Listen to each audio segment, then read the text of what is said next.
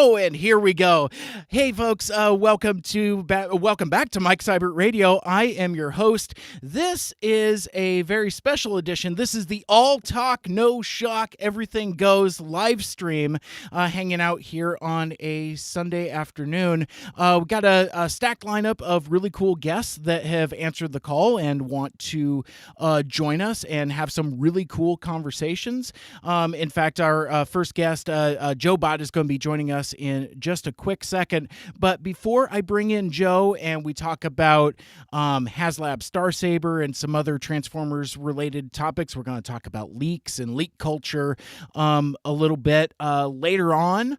Robo Apollo will be joining us, and I think Wasabi will be joining us as well, and maybe we'll chat about kind of like the state of the fandom as far as representation goes. And then I think later on in the third hour of the show, Super Steve, one of my cohorts from the KGRG days, will be joining us, and he wants to talk about CW's Arrowverse on TV.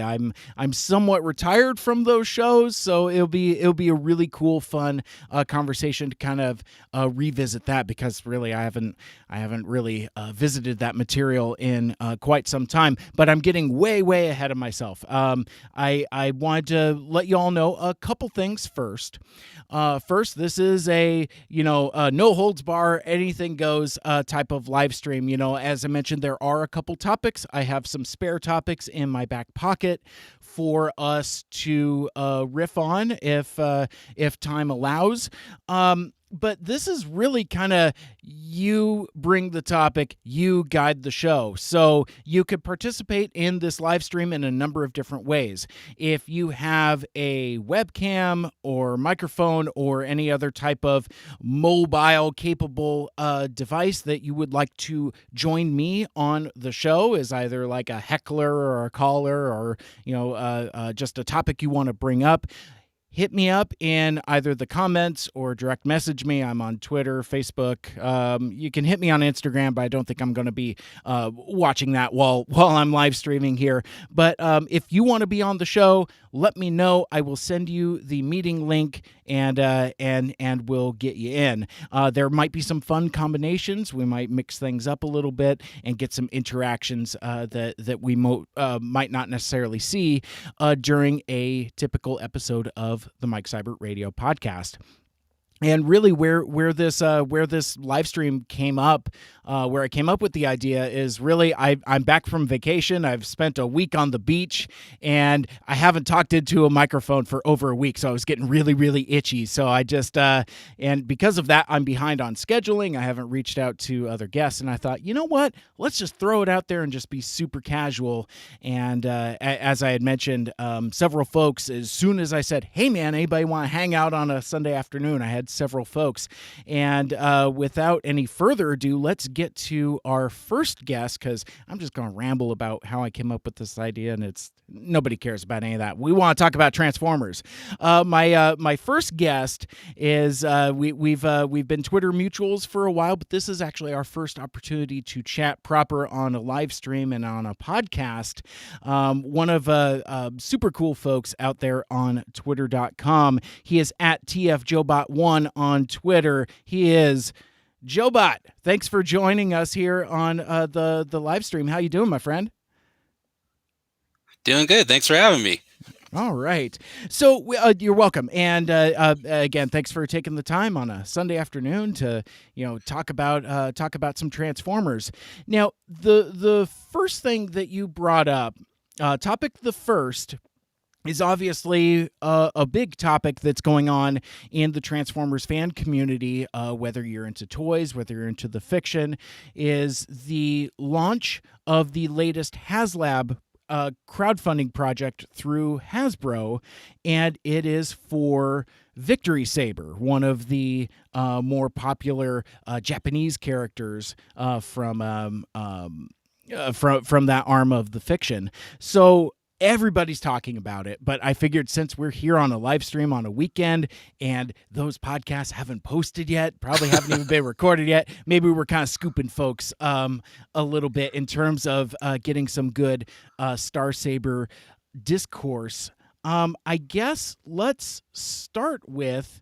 Well, I don't know if I want to get too much into the background. Basically, what it was there was the Fan First Friday live stream where those two knuckleheads, Ben and I never remember what the other guy's name is. They mean well. They're from the design team and from the marketing team, respectfully. And I'm not trying to not make friends right away here, but yeah, their strengths are definitely in toy design and in marketing. Maybe not as much live stream hosting. I'm throwing some low key shade very early on. But anyway, they announced the long awaited, long speculated crowdfunder for Victory Saber, which includes Star Saber, Star Saber, and Victory Leo into a giant combining Victory robot. Leo. Thank you. Yeah, I think I said Victory Saber twice there. All right, so this is a project that a lot of folks were excited about. This was a project that some folks were maybe trepidatious about. So I thought what we would do is just kind of chat about this project and kind of like HasLab as a concept, because I think folks have as many polarized opinions on a multi-billion-dollar corporation using crowdfunding as they do the actual character choices. So, but before we unpack all of that, Joe, why don't we talk about what your experience is with these characters and kind of what your interest level is in this project and why you wanted to bring it up as a topic today. Well, my interest level is definitely high. I came to the characters about a decade ago when I first got back into Transformers. It was the movies, it was the IDW comics were beginning to get some buzz. I was really more of a comic fan. But I loved Transformers from when I was a kid, so I kind of started getting back into it. And I remember hopping on YouTube and finding out that there was a ton of these Japanese exclusive episodes on there. And the one that I seemed to kind of gravitate towards the most was Victory. Victory just had awesome animation, had really cool looking characters. They even had some G1 characters show up. And there is some controversy about some of those characters showing up because some of them were supposed to be dead from the '86 movie, but you were seeing them in the cartoon still. Like I believe Wheeljack shows up along with Preceptor, and Wheeljack, from the movie, you have that classic scene where he's on the ground with half his chest out. So you knew he was supposed to be gone. Yeah. But the characters were just so cool. The Brainmaster concept was similar to the Headmaster concept, so I kind of understood that. But they had these really neat looking colors and different weapons and setups, and I fell in love with it. And Victory was the one I gravitated towards. So this project is kind of right up my alley, to tell you the truth. I'm really looking forward to it. Sure.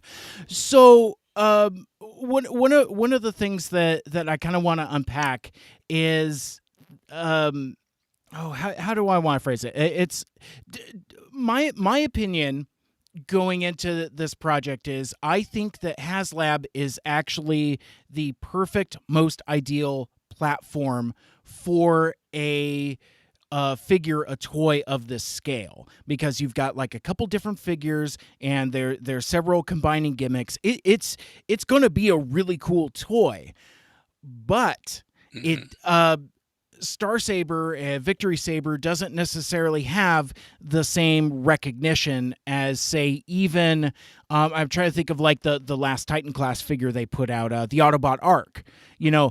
Most fans can identify what the Arc is.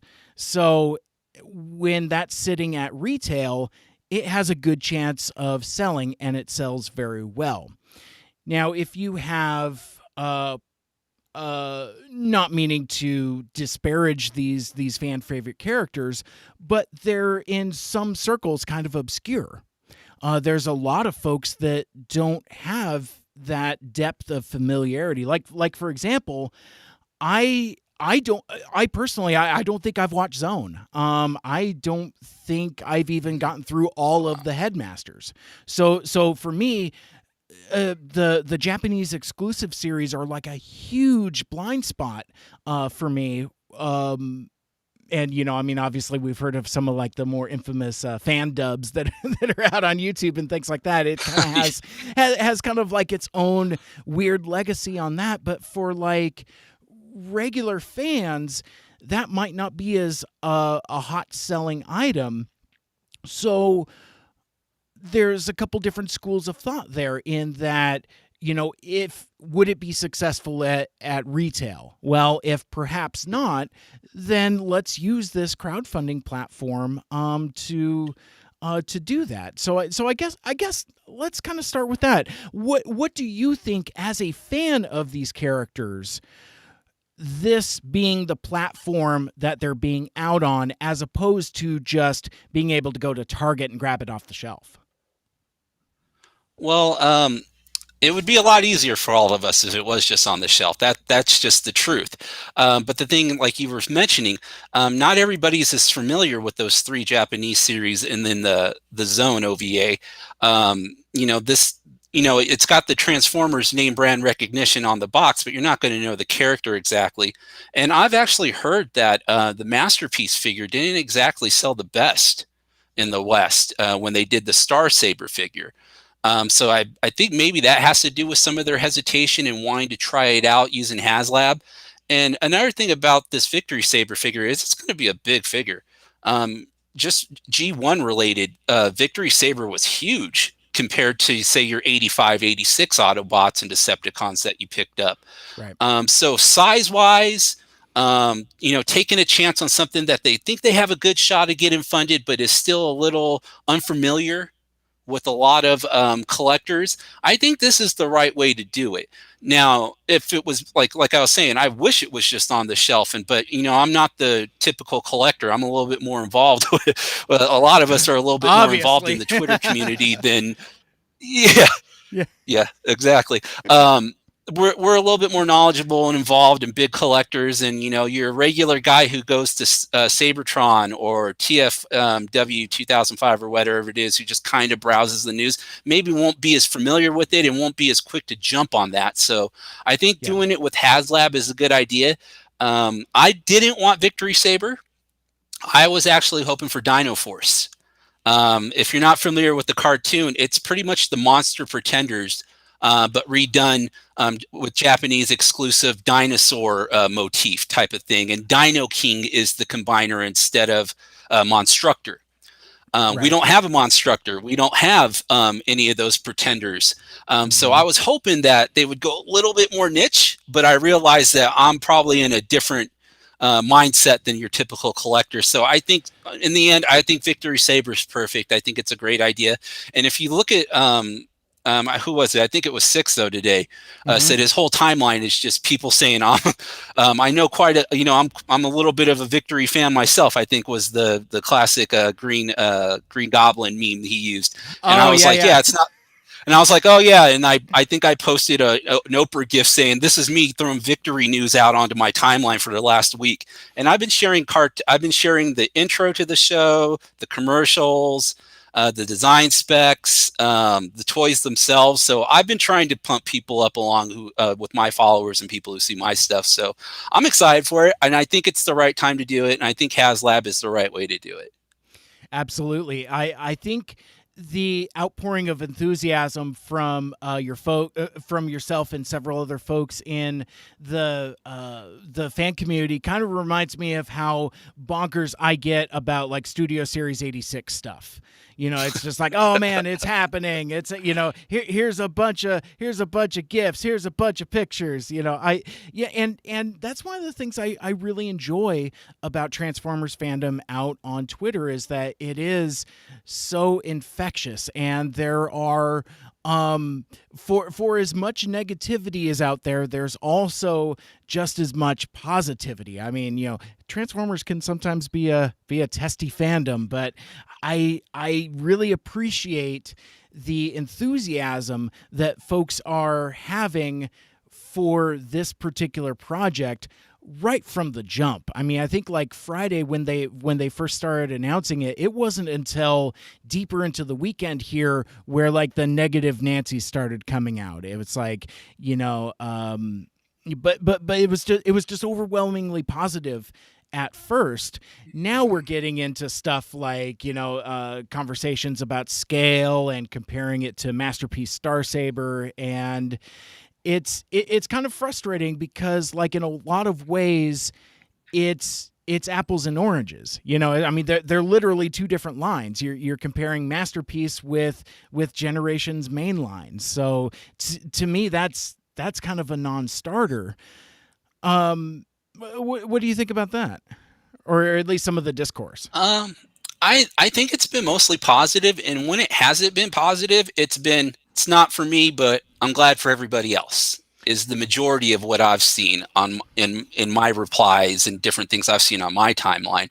Mm-hmm. So even if you don't have it that, oh, I want it, I'm back at it now feeling, a lot of people just kind of understand, yeah, people are going to want this. And so when it comes to me, it's been mostly positive, like you were saying from the get, and it's kind of continued even. So I think it's awesome. I've seen some really negative stuff about other stuff that's been announced. So it's kind of refreshing to kind of see everybody in a kind of kumbaya type of moment with all of this stuff. Yeah, I just wanted to say, I just wanted to apologize for that Studio Series Star Screen coming in a no window box, Mike. I know that's kind of tough on you there. You know what? I mean, that's okay. We're talking about this now. It's a real damn problem for me, and it really kind of breaks my collection. So, for folks that are just jumping on the live stream here, by the way, and I want to give a shout out to my buddy Michael Andrews, who's commenting in chat. Prediction: Mike Cyber ends up backing Victory Saber. We'll see, because like it's I don't necessarily have a tether to those characters, but that doesn't make it not a cool figure. I think, Joe, you said it best in that, like, there are a lot of folks that are kind of like me, where it's like that might not necessarily be for me, but I am super happy for the folks that are enthusiastic about it. I mean, there's nothing about it that pisses me off and say, oh my God, we shouldn't be doing this. Why is Hasbro doing this instead of that? Because you see a lot of that in the fandom also, where it's like, it gets really reductive, where it's like, especially with like character choices, it's like, why this and not that? And I don't know, there's thousands of characters to choose from. I mean, I'm sure your favorite is going to get made at some point. Talking to my beleaguered Unicron trilogy friends, I'm sure your time will come. Maybe, because I've been seeing that a lot. I'm sure you've been seeing it too. Like, a lot of folks have been sharing that prototype. I don't know if it was a third party or something, but basically like it was. It was. Okay, see, because I thought I saw that in a case at a TFCon once, and I'm like, I don't think that's an official figure, but basically like it's it's just a real premium format, presumably Masterpiece scale Armada Optimus Prime that looks really cool, but again, if we're bringing third party into it, it's kind of apples and oranges, kind of the same way that Masterpiece and Mainline is kind of apples and oranges. I don't know if I get how partisan fans can be sometimes, but since you did bring it up, I do kind of want to. I do have an axe to grind with regards to the Studio Series 86 line, because in a sense, and being a huge collector yourself, and we can see on the video your vast collection of loose figures. This is maybe something you can guide me on, because like I feel like I'm very much in a transitional phase in my collection. So let me kind of set the stage for folks that might just be joining us. For me, with Transformers the movie being my favorite movie, and really my fandom of Transformers the movie supersedes my Transformers fandom. That's my gateway into Transformers fandom, if that makes sense. Like there was a time that no.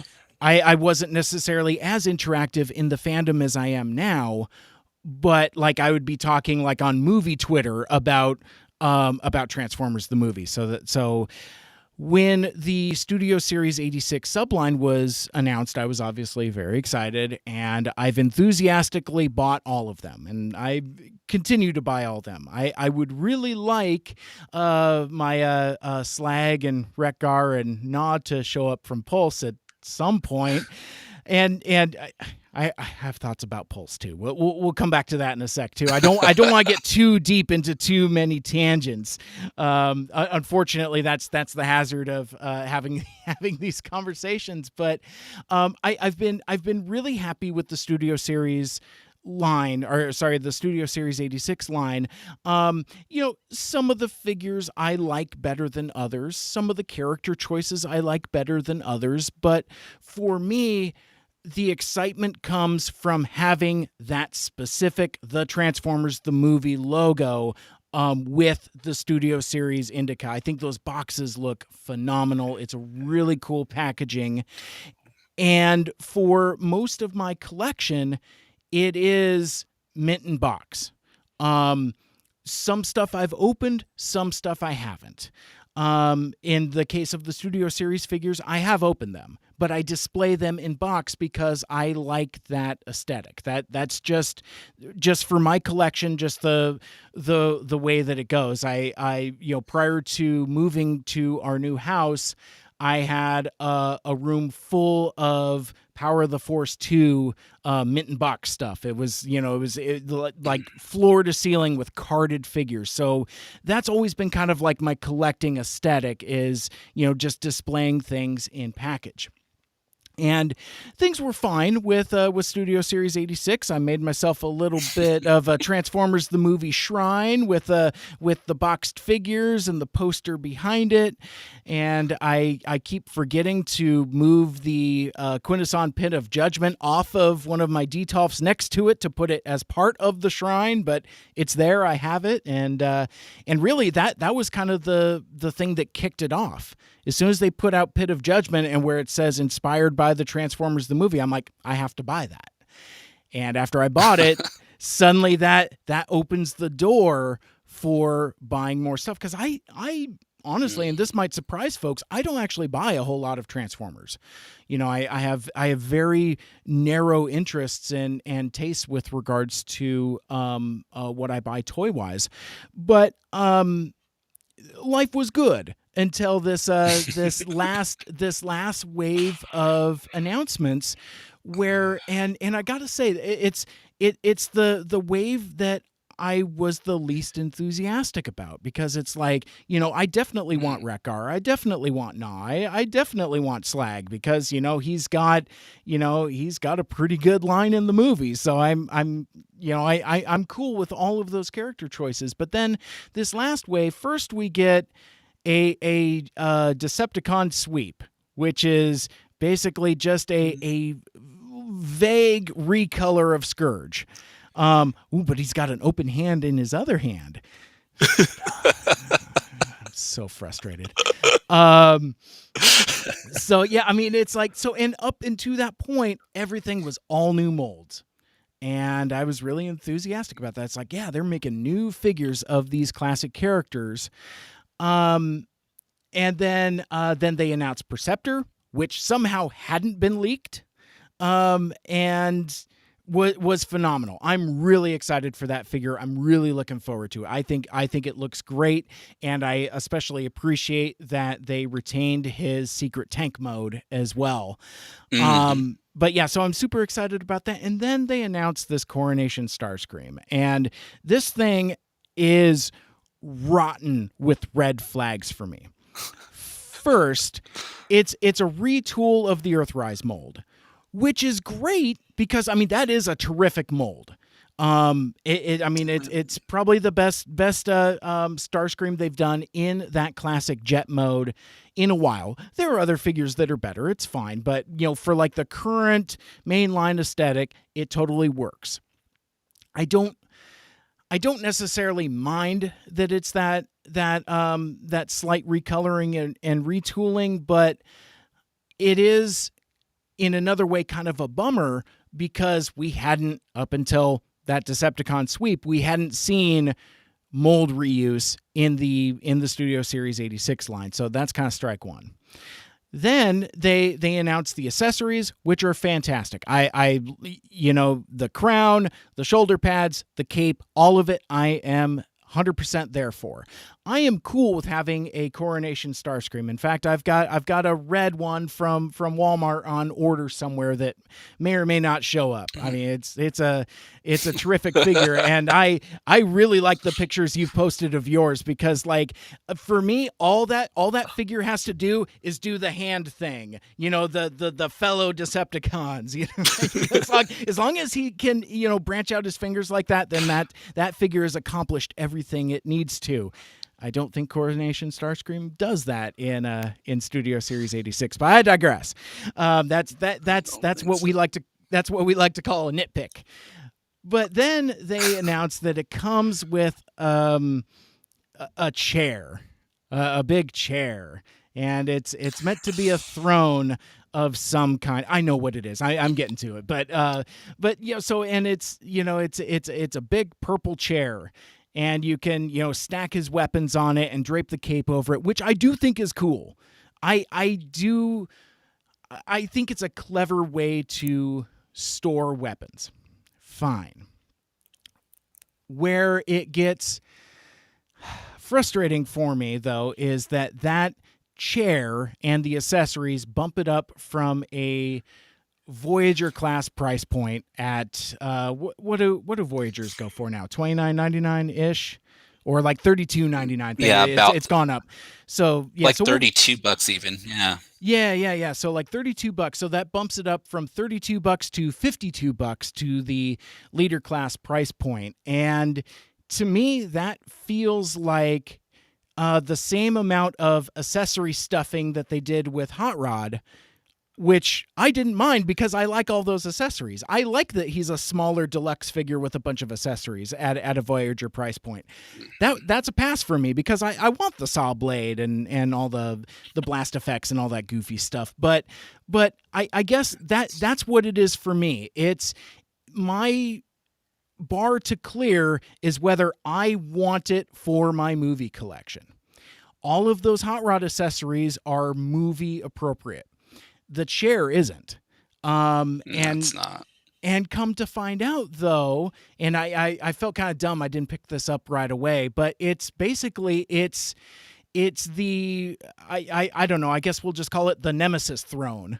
Because basically it's the captain chair from the starship from either, the cartoon, or I don't remember if that's what it looks like in War for Cybertron, but I don't really care because neither one of those is Transformers the movie from 1986. That chair has nothing to do with the movie.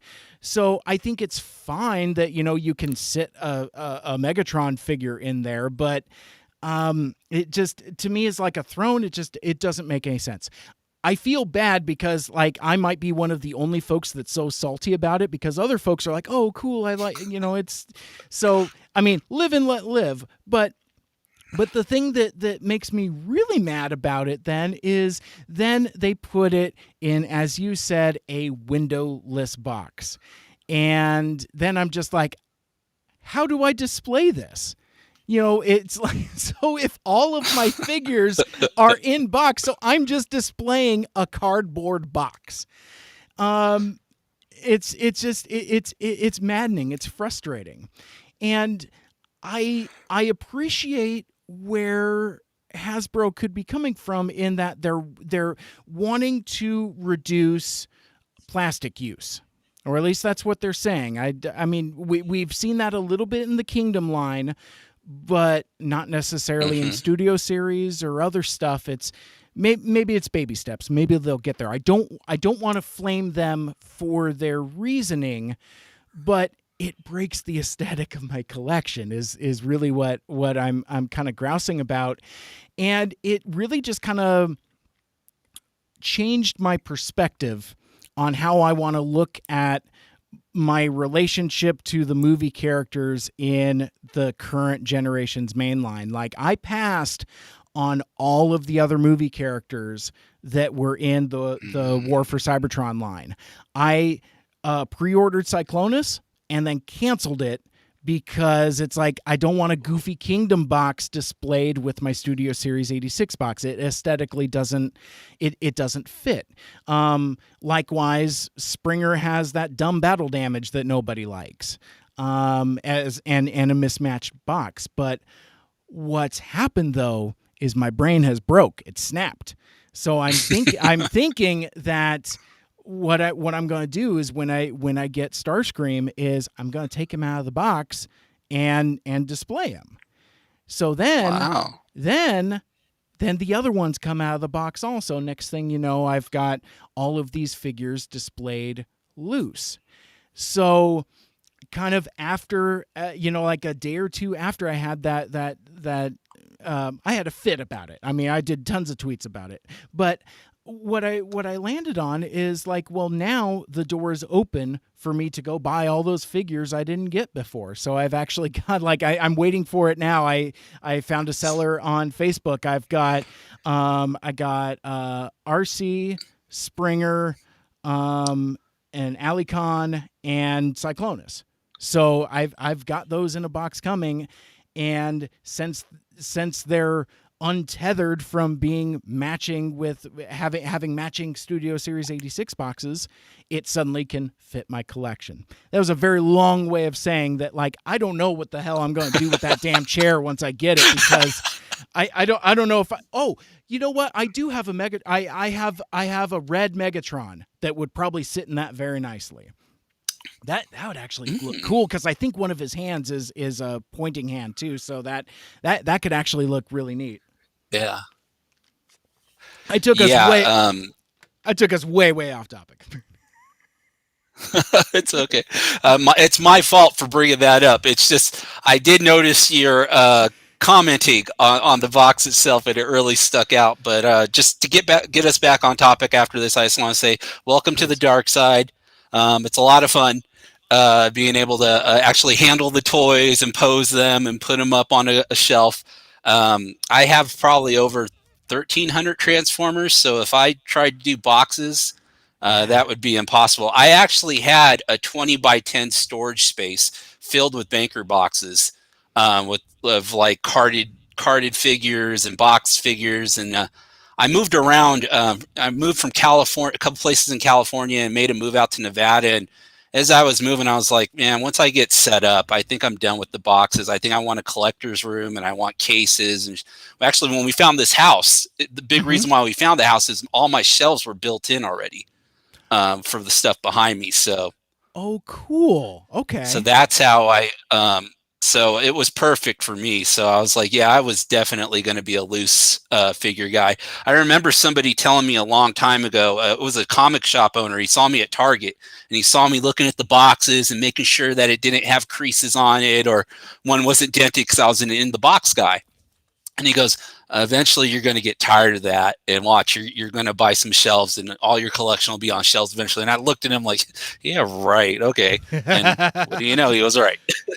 Oh, that's awesome. Well, that gives me a something to look forward to, and some maybe some hashtag goals, because I'll see what form my display takes after that Starscream comes. I mean, like I don't think I'm going to change it until after I get him, but it in a way it kind of opens up my mind, because like you said, it's you can't display boxes forever. It takes up like so much space, like Yes. that's why I kind of tapped out on GI Joe classifieds. I mean, they take up so much space like that. I haven't taken Baroness out yet, but that whole motorcycle and the figure and stuff, I mean, it's like it's just huge. Yeah. But yeah, it's I'm sure there's a whole nother show to be had about displays, and I'm sure we can I'm sure we can get into that. But I feel like I kind of dragged us way off course, and we were talking about the HasLab project for Victory Saber, and I guess one of the things I wanted to say before before we move on is that, it's there's been a lot of enthusiasm for the project very early on. But what do you think the trajectory of the project is going to be? Is it going to immediately fund? Is it going to stall? And what could that mean for future projects like this? I think we're going to hit the goal. Um, Seeing the way Galactus is just keeps on going up tiers. Now I know it's a more well-known figure. It's probably something that there's a lot more Marvel fans out there than there are Transformers fans. I think that's true when I think about it. But I mean, who is it? Only Cookie Monster has been the only one that they didn't fund Yeah, and that out of all the ones they've put up.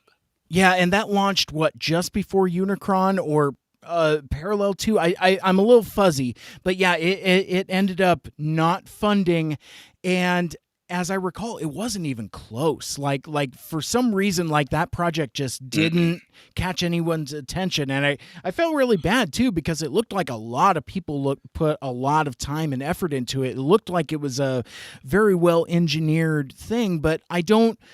I think it's an audience mismatch. So whereas, like, I mean, you talked about Galactus, and you could throw in Sentinel, or you can even go further back to the first HasLab project, the sail barge. Things that had that kind of built-in demand, and I think for me, that's what HasLab is for. For these projects that might not necessarily make it at retail. I don't know who that Cookie Monster is for.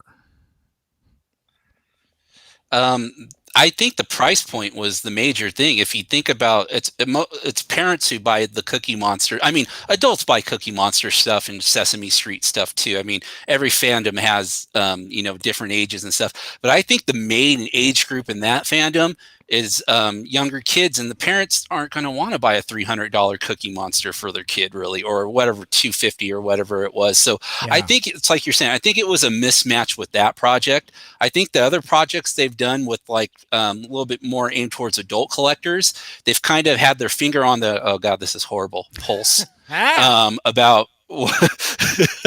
I like it. I think they've had their finger on the pulse of those fandoms and knowing what those fandoms wanted. And like the barge, Star Wars fans wanted that. We wanted Unicron, a giant Galactus. Who, if you're a Marvel Legends fan, are you going to say no to a giant Galactus? Probably not. Right. So I think the idea of Pulse keeping up with these projects and giving us new ones as they come out, I mean, as we go along, I think that's going to continue. I think this is going to get backed. I think it's like me and you were talking a little bit. I think towards the end of it, we might see a lot more movement on that number moving up. I don't know if we're going to hit all the tiers, but I do think we're going to get this funded. Yeah. Absolutely. And so, yeah, you had mentioned this. We talked a little bit before we went live, and I speculated the trajectory that it's going to be a huge splash, which we've already seen. I mean, they were up to what, like 4,000 backers, you had said, something like that? And it was 4,400. Yeah. Nice. And that's not nothing for opening weekend, but then I predicted that maybe it was going to stall a little bit because you see this with any kind of crowdfunding, whether it's a Kickstarter or Indiegogo or whatever. There's always like a lull, kind of a dip, kind of mid campaign, and then usually a surge at the end. I had mentioned that folks occasionally forget that that's actually what happened with Unicron. Like there was a hot minute where it looked like it wasn't going to fund because it was like kind of like stuck in that valley. And then I think I don't know what it was that got those last couple folks over the hump, but once it had crossed the threshold into being funded, suddenly it doubled because everybody that was on the ledge hopped off. So yeah, I think that kind of mentality is interesting. is it the risk or the cost, or I I I I guess I'm openly pondering the dichotomy of crowdfunding toys. Well, I could give you a little insight into that. I kind of Please. shared it with you right before we came on. I was a last day backer of Unicron. Okay. Um, I mean, I'm a huge Transformers fan, but $600 is $600. And then so I know you didn't have to pay it unless it was funded, but I was kind of going back and forth on the price, also wondering if it was going to get funded. And I just kind of sat and watched for a while. And then once I kind of realized that number was really beginning to increase and start moving fast, I jumped on because I was like, okay, this is going to happen. You're going to be angry with yourself if this thing comes out and you didn't fund it and get one. And you saw lots of people with remorse Yes. afterwards. And then you saw the aftermarket prices and you're like, oh my goodness. Like if you didn't jump on when it was crowdfunded, then you're going to pay, you're going to give up your mortgage for a month to get one now, Yes. um, type of It. situation. So that's that. I go ahead. No, I'm sorry. Oh no, I was agreeing with you. Yeah, it's literally a mortgage payment. And that's just insane. I mean, I know folks that backed it just to flip it. I know folks that were kind of like speculating on that. I think some of those folks kind of forgot how much shipping actually costs, because it's like, what do you mean it costs $200 to ship it? And that's another thing too. To kind of bring it back to the current HasLab project, I think folks forget those soft costs or hard costs, I guess, of just how much it costs to ship things. So like that $200 it costs to box and ship that giant Unicron beach ball was incorporated into your pledge. So it wasn't like $600 plus $200 for shipping, which I think folks buying it now on the aftermarket are finding out. But with Victory Saber being at, what is it, 179, 189, something like that. Yeah, I think it's 190. Yeah, after tax or something like Yeah, that. Yeah. after yeah. So I mean, so still under $200, and that includes your shipping. And as we discussed, that's still a big figure. And I'm sure. I mean, I we talked about packaging earlier. I'm really kind of interested to see how they have this thing packaged, because like the box for the sail barge looked really, really cool. It looked like something you would have bought in 1983 with, just like the vintage collection aesthetic. And I could see them doing something really cool with the box art. And I hope that that gets announced, because like, do you box them separately? Do you box them together? There's a bunch of packaging aesthetic opportunities there. But again, that's all incorporated into the price. And I don't know, for the things that folks are being salty about for this project, I don't know if I quite understand why price is an aspect of it. I mean, it's what, just a little more than a Titan class figure at retail. Hmm. I think some of the price, actually, some of what I've heard is a lot of people are surprised that it's only about $200 for. We're all kind of used to, all right, Hasbro says we're going to have to crowdfund something. It's going to be really expensive. Now I know $200 is a lot, but I just spent $600 on Unicron a year ago. So Right. seeing something really cool come from them for a third of that, I was all on board with that once I saw that price. I know you got people who say, well, it's not going to be more than a Titan class figure, or it might be 2 liters or something like that, Yeah. and they're going to charge this much for it. Um, I just don't agree with that. I thought they could have probably asked for more, to tell you the truth, Yeah. and a lot of us probably would have still funded it. So I think in the end, I think they did the right thing. Yeah. Yeah, I agree with you. And I think that the potential success of this project opens up the door for all kinds of stuff. It's like, if we get Victory Saber, then Deathsaurus can't be that far behind, that kind of thing. And it seems Fingers crossed. like, yeah, and this seems to be, again, the platform to do it, because I don't know about you, but I have kind of like a weird perspective on crowdfunding type of things. I look at a crowdfunding project as kind of like a one-to-one kind of on-demand connection with either a project or a creator or something, to where I am throwing down my pledge and my buck dollars, because I not only do I want this for myself, but I want this to be a thing. And to me, that's what the last two Transformers projects are. It's like, you can't do a $700 Unicron at retail. I'm sorry, you just can't.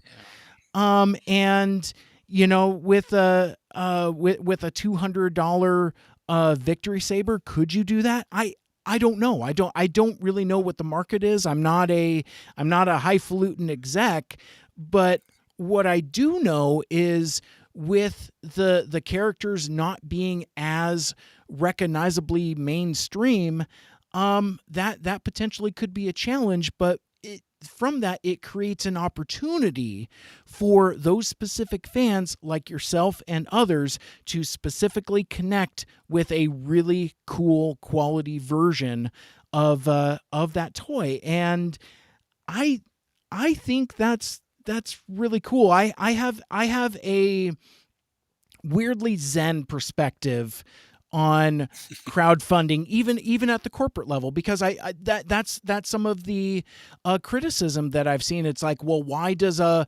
multi-million-dollar corporation need to do a crowdfunder for? And for me, it's like, well, because that guarantees that fan base, provided that there's enough of them to back it, but it's like, it's giving that specific group of fans their opportunity to definitively say, I want this. Mm-hmm. What do you think? Yeah, I kind of agree with you, honestly. I don't think that they would have took a chance on a project like this unless it was a HasLab thing. Yeah. And I think this is going to give us an opportunity to see these things in a Generations line eventually. I mean, nothing as big as Victory Saber himself, but Right. what about the Brainmasters, the 3 cars that are in that series? Yes. Those would be really good Generations toys right there. Yeah. And they have a gimmick. Hasbro loves grouping a bunch of gimmicks together, like Power of the Primes or Combiner Wars and stuff like that. They can kind of lean into that and say, okay, we've shown that these characters from this series are going to sell, and here we have a cool gimmick to put at mass retail now. People bought the last one. We think they're going to get this one, and I'm hoping that's what happens. I like that. I hadn't even thought about the perspective of adding, kind of this being the springboard to more in the Generations line, because I think you're absolutely right, because it definitely scales with the Generations figures. So at this point, I got a little notification. I have we are gonna go back to the Mike Cybert Radio live stream here. Here comes a new challenger. I've got Apollo who joins us now. Hi, hey, Mike. how's it going? Hi, Joe Bot. Nice to meet you. Hey, Apollo, nice to meet you. How's it going? Going well. It's a good time to be a Transformers fan, right? Most certainly. Definitely. Mm-hmm. Mike, I like how your wall of shirts keeps growing. Thank you. I got myself my Autopod Decepticast shirt and my Icon Online shirt, and it's a big damn mood. I love it. Great. And Joe Bot, I Very love cool. your Optimus Prime collection. That's very impressive. Thank you. It's a lot of years behind it, so it's nice to get them all out and shown. I was trying to talk Mike into Lucy's, and trying to show them the goodness that can come from taking them out and letting them breed. So there you go. Ah. A man of culture, I see. I love it. So we were we were just discussing earlier, kind of HasLab Star Saber or HasLab Victory Saber. I don't know what to call them anymore because, like, it doesn't matter. Anyway, Yeah. so Apollo, you had mentioned when we were corresponding earlier about you joining us here on the All Talk No Shock Anything Goes live stream that you actually wanted to join the conversation and chat with both Joe and myself about this HasLab project. So I'm gonna shut up for a second, turn the floor over to you. What say you? Yeah. Well, I'm very excited about this project. I haven't backed it yet, but I plan on doing so. Next paycheck, hopefully, fingers crossed. But yeah, I think this is something that's affordable for most fans. I know Unicron was something that was out of a lot of fans' price point, and I'm actually super bummed I didn't put down the $500 or whatever it was to get him originally, because now, like, I think he's going for like 1,400 on eBay, and that doesn't include shipping. So that's definitely out of my pay grade at this point. I think this is a good, I think this is exciting. I caught the tail end of your conversation. It's kind of, in a way, a bummer that we have to pay for this upfront to be funded, but we're getting a lot for the value of the, I think it's two characters pretty much, because they combine into the one, Saber and then Victory Leo, I believe's his name. I've only seen the Japanese Transformers G1 once, so forgive me. So yeah, so the names I might be a little rusty on, but I think the price point's really good, and from what I can tell scale wise, when he's fully combined, he's going to be as big as Jetfire, right? Yeah. That's a big boy. It's basically like, I mean, I've heard all kinds of folks make various comparisons, but like I think the one that kind of resonates with me is like it's basically two commander class figures. It's but man, that's one commander class figure, and he is a big boy. Hey, Michael Andrews, I'm gonna send you an invite on Facebook. He's Michael Andrews in the chat here. Is, in fact, actually, let me try something here. Sorry to interrupt while we're. Oh no, it's fine. This is supposed to be super chill and relaxed anyway. It is. Right? Well, the chat overlay doesn't seem to be working, but so while we were chatting, Michael Andrews, a big friend of the show, he predicted that I'll end up backing Victory Saber. We'll see. But when we were talking about Cookie Monster earlier, he said I had at least one backer. It had at least one backer. Sweats into cocktail. So apparently he was excited to back Cookie Monster. So we'll get him on to chat about that. But he also asked, did Pulse Premium get free shipping on Unicron? And I think regardless if you're a premium member or not, I think shipping was bundled in. But then he says, how does one get an invite to this stream? And who's monitoring the chat? Hello. There's nobody monitoring the chat because I'm actively live streaming. So chat amongst yourselves for just a quick moment here, and I'm going to send Michael Andrews an invite. And cool. If you would like to join us here on the All Talk No Shock Anything Goes live stream, hit me up like in the chat here, like Michael Andrews does. I will send you an invite, and we'll chat about what you want to talk about. Currently, we're talking about HasLab Star Saber, and we haven't talked about leaks and leak culture yet, but I kind of want to get to that at some point too. But let me see if I can hit up my buddy Michael Andrews here, and yeah. So Apollo, well, I can confirm. Oh, go ahead.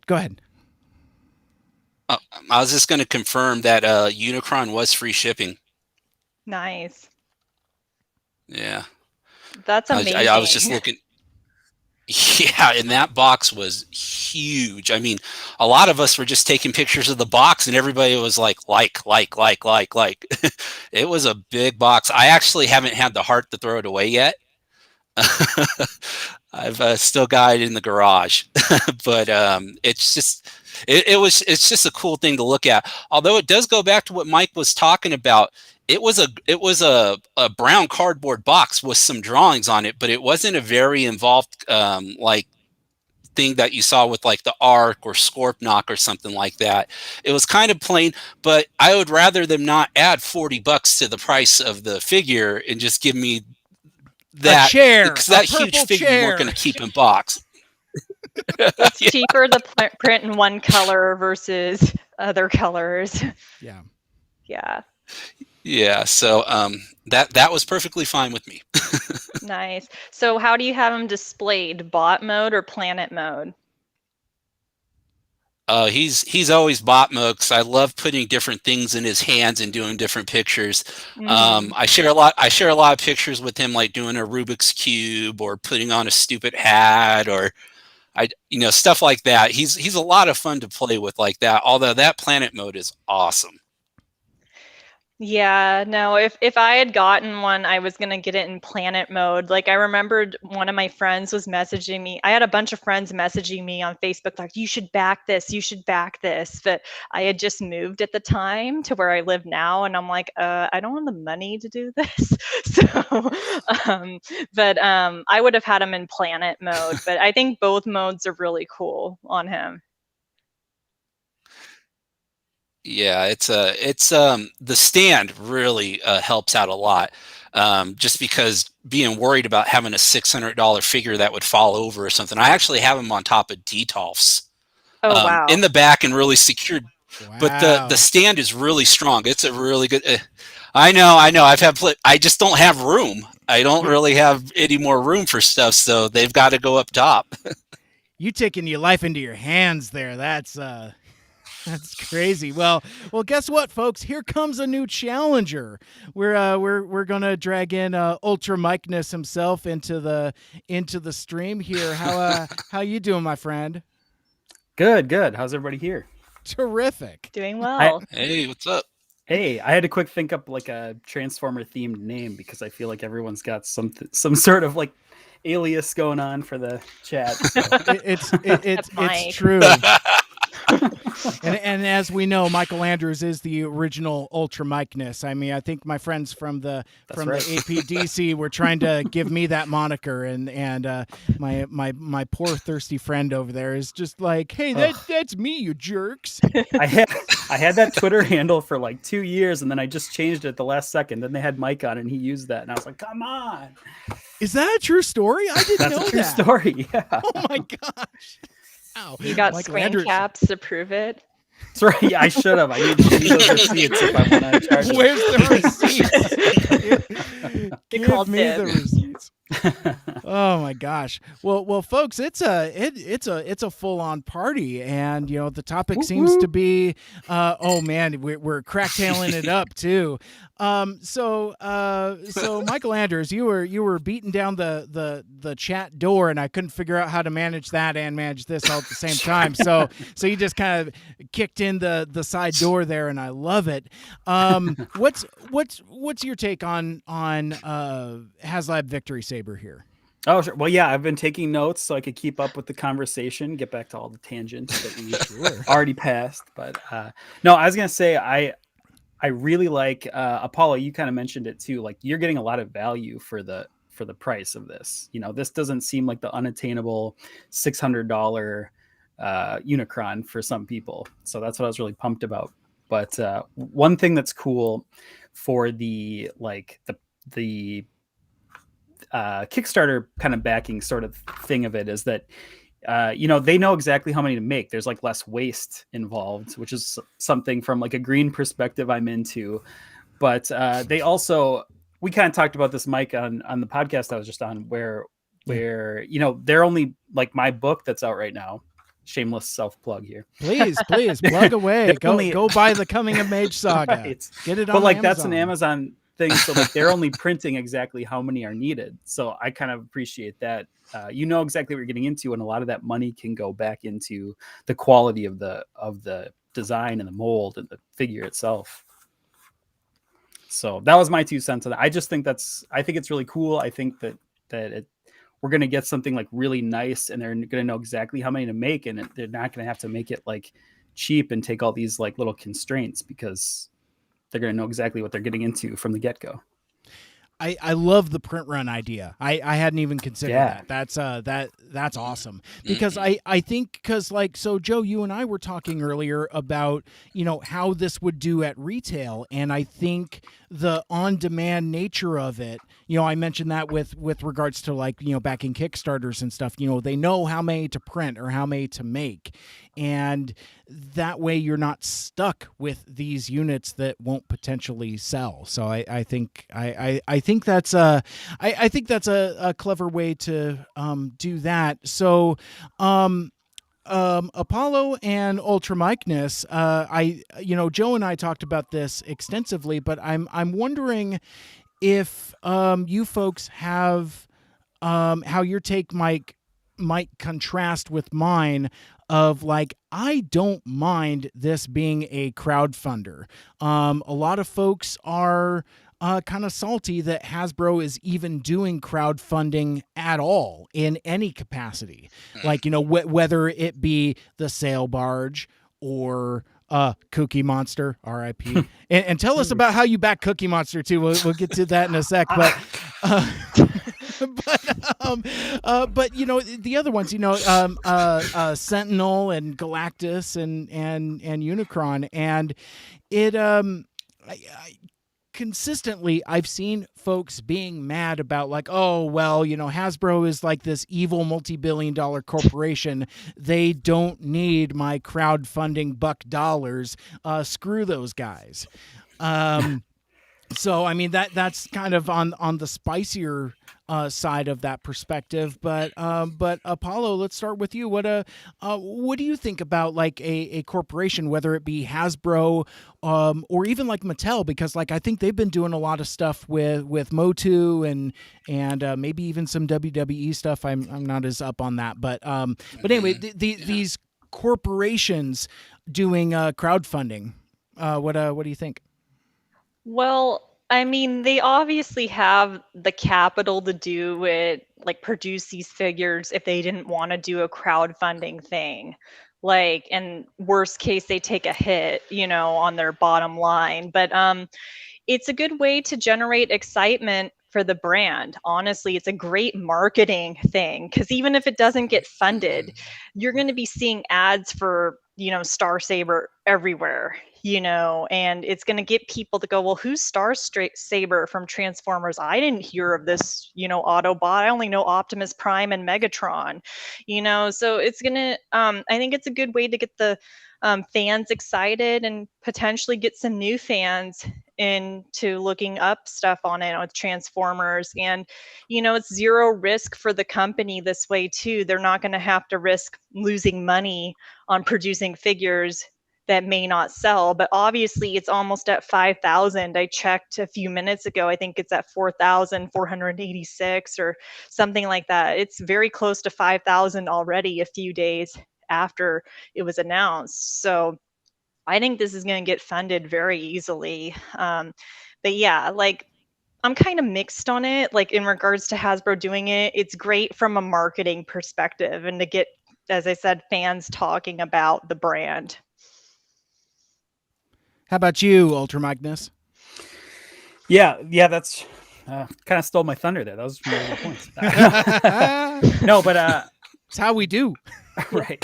No, I think it's great. I think a lot of people think of you know, Hasbro doing sort of the Kickstarter approach as like a cash grab type thing, but really it's just like I was saying about the zero risk and waste thing. It really allows them to do more. And they're the biggest risk in any production of anything is just how many do I make, and it completely cuts out that bottom line of like, I don't know the taste for this. I don't know how many we should make. And, you know, for Transformers fans, we're always complaining about like the shelf warmers and why'd they make 1,000 bumblebees and only one of this, you know. I think that takes care of a lot of that. So yeah. I'm really stoked to see it. I like it. So I think go ahead, Joe. I was going to say, just listening to both of your opinions on it, I agree with you guys about a little bit of the hesitation, but I think there's the world we want and the world we live in. And we want Hasbro to take these opportunities on lesser known characters, and we would hope that they would produce these in generations. But part of me feels like maybe they wouldn't actually do this. They wouldn't want to take a chance on Star Saber, and they'd say, okay, give us a G1 Optimus Prime with the new hat, and let's make him a leader, and let's sell him. So that's kind of like the way I approach it. Yeah, Hasbro. They should be able to take a chance on this. We've bought enough stuff from them to where, they have the capital, like Apollo was saying, that they could be able to produce this and do it. But would they really? Is the only thing that kind of has me thinking about that other angle to it, to where, I would rather just get the figure. I'd rather know we're getting the figure than keep on crossing my fingers. And, somewhere like Mike was saying earlier, our Unicron trilogy fans are sitting here waving their hands saying, when are we going to get our figures finally? And are they really ever going to come? So as a person who likes the Japanese exclusive stuff, I'm just glad we're going to get the opportunity one way or another. Yeah, because hard agree. Once the door is open, it's easier for more to get through. And we speculated earlier, Joe and I did, what this could mean for the expansion of the Generations line. And who knows what's going to happen post-Kingdom.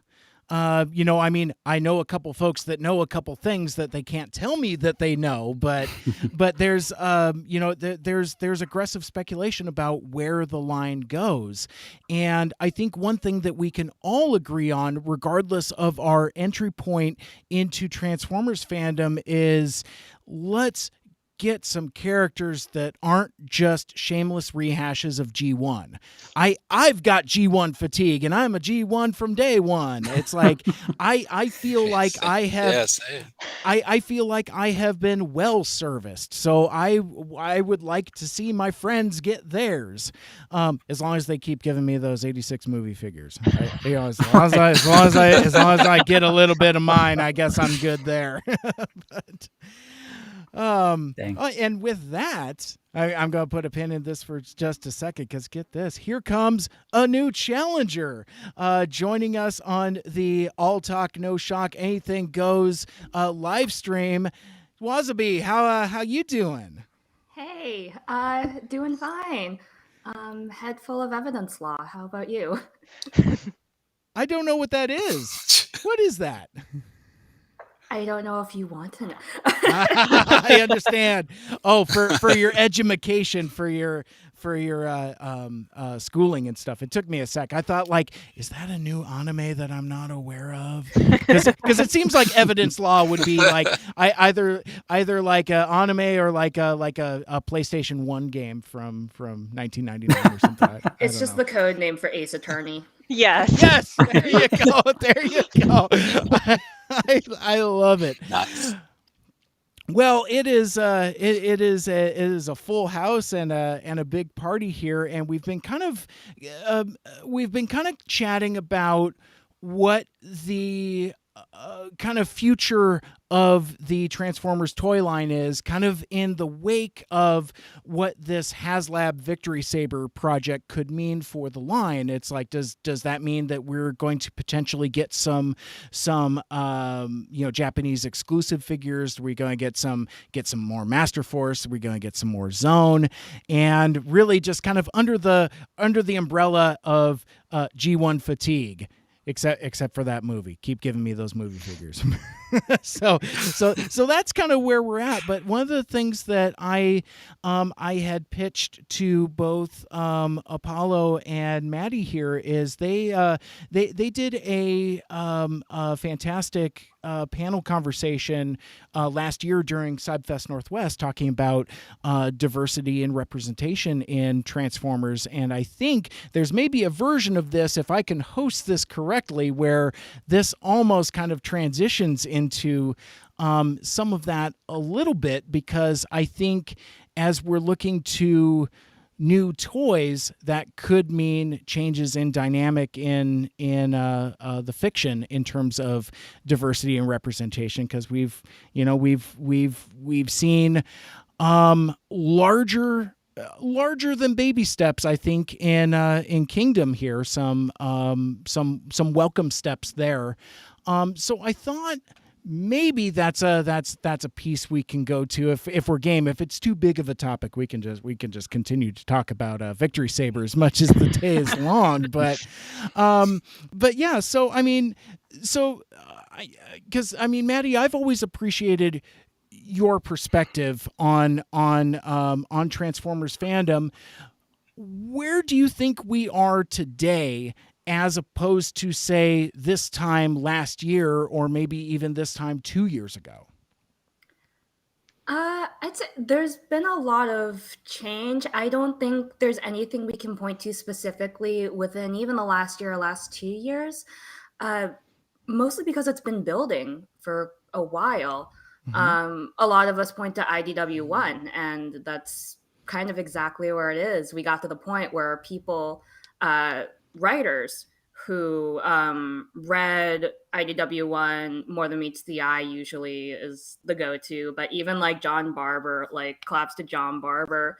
I just love the one line in the 2017 annual where it's just so explicit. It's like, yeah, she's my conjux Endura, and like it had it completely italicized and bolded. Like, no, they're not friends. They're, yeah, Victorion is lesbians, and I love it. I love it because I mean, again, that the thing that I have delighted in seeing in Transformers over the last several years, as you said, Maddie, it's been building, but yeah, just having that representation more, not just subtext, it's straight up text at this point. Apollo, because you and I haven't really talked about Kingdom or really any of like the more recent stuff, but I was wondering, since I've got you and Wasabi here on the same chat, how do you folks feel that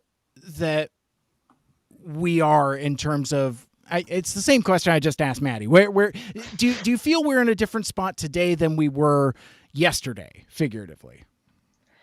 Yeah, I definitely think we're in a different spot than even 2 years ago. And as Maddie, you were saying, it's been a buildup, and it's not just one specific thing. It's various things and that have happened. Like in Kingdom, we had a lot of strong female characters in there, and then also with just Black Arachnia flirting, we know about RC, and then Airazor, and that's just one thing, and and also in IDW2, the one thing, I know there's mixed reviews about that, but the one thing is there's strong female representation in there. Like, I'd say the cast is half female, which is like unheard of in Transformers. Oh, wow. Like, we maybe got that in Cyberverse briefly, but I I still think there's a ways to go still.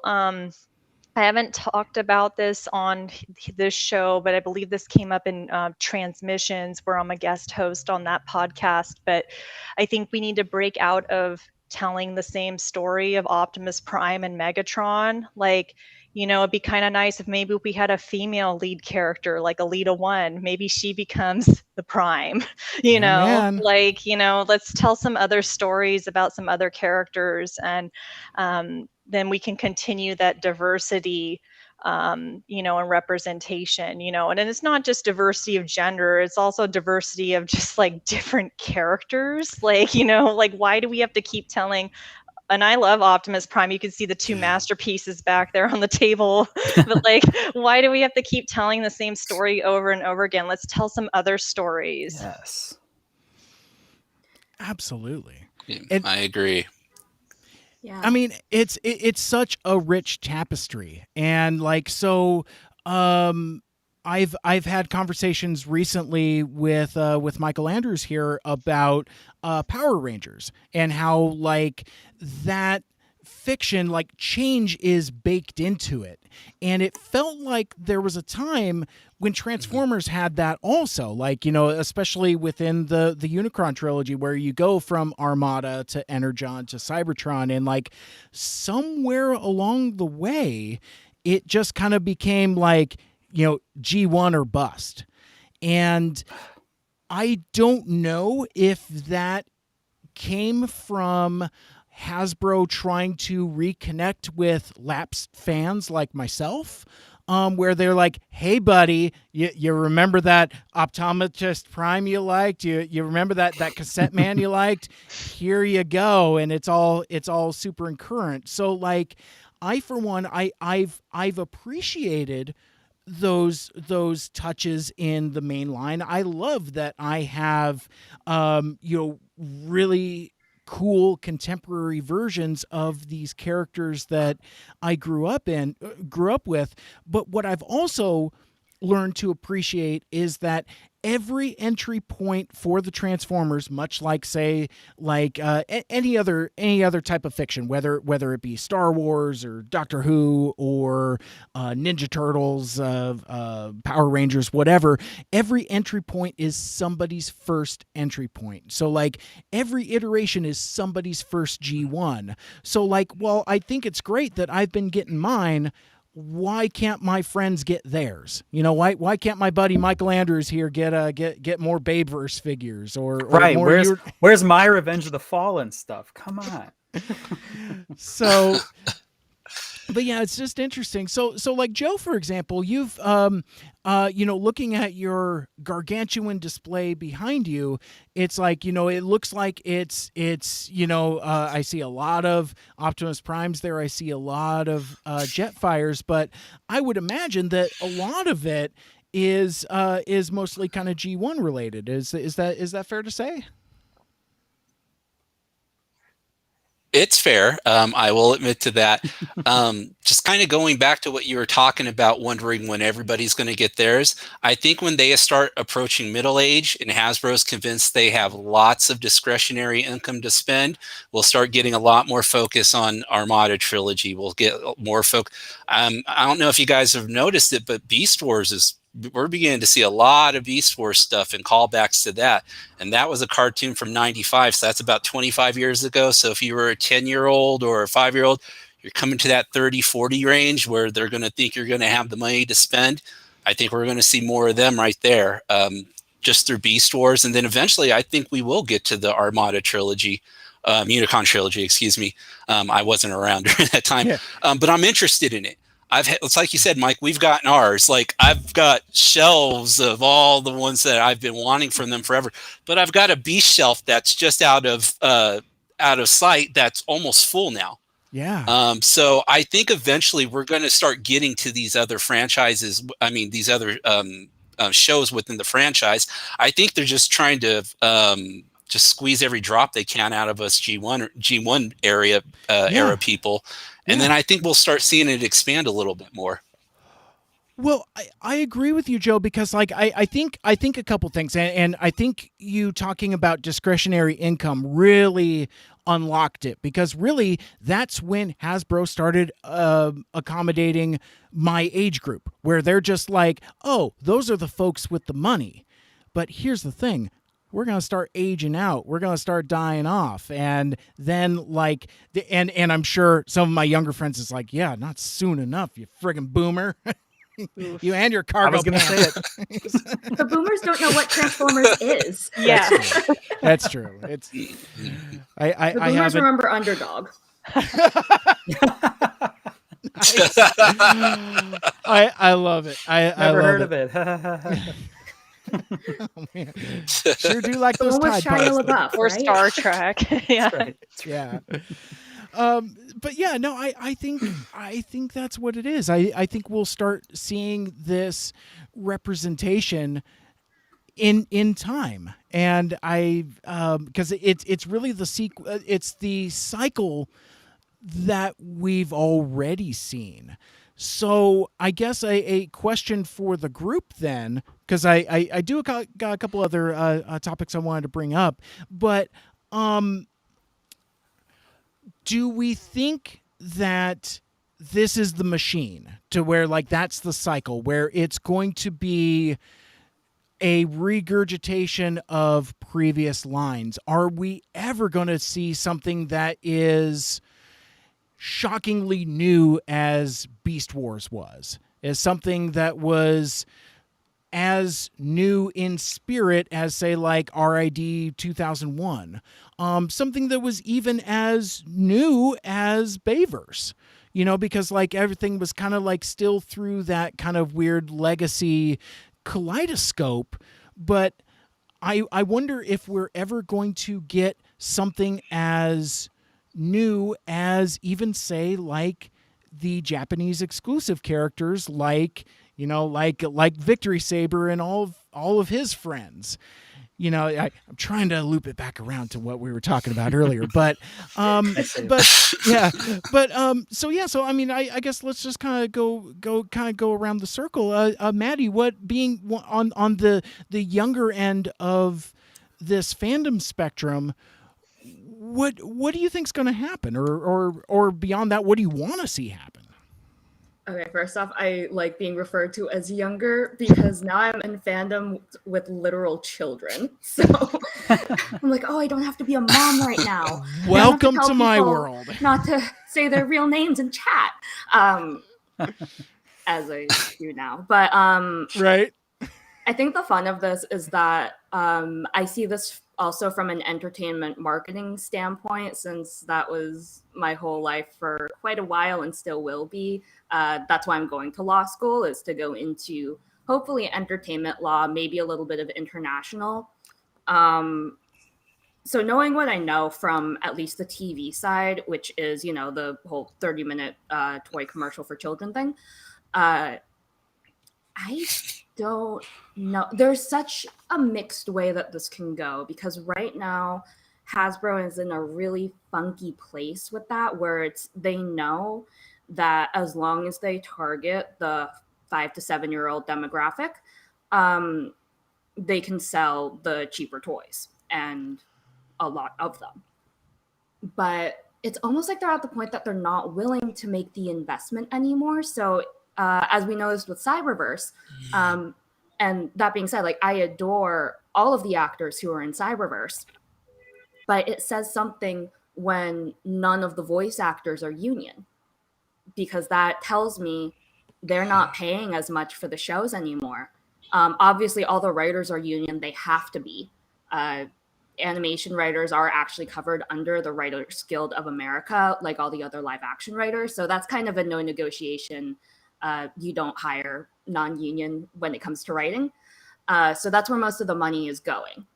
And Cyberverse in particular was actually a collaboration between 3 different studios. So Hasbro goes ahead and buys Boulder Media, the god tier animation studio of Flash animation. Their stuff is gorgeous.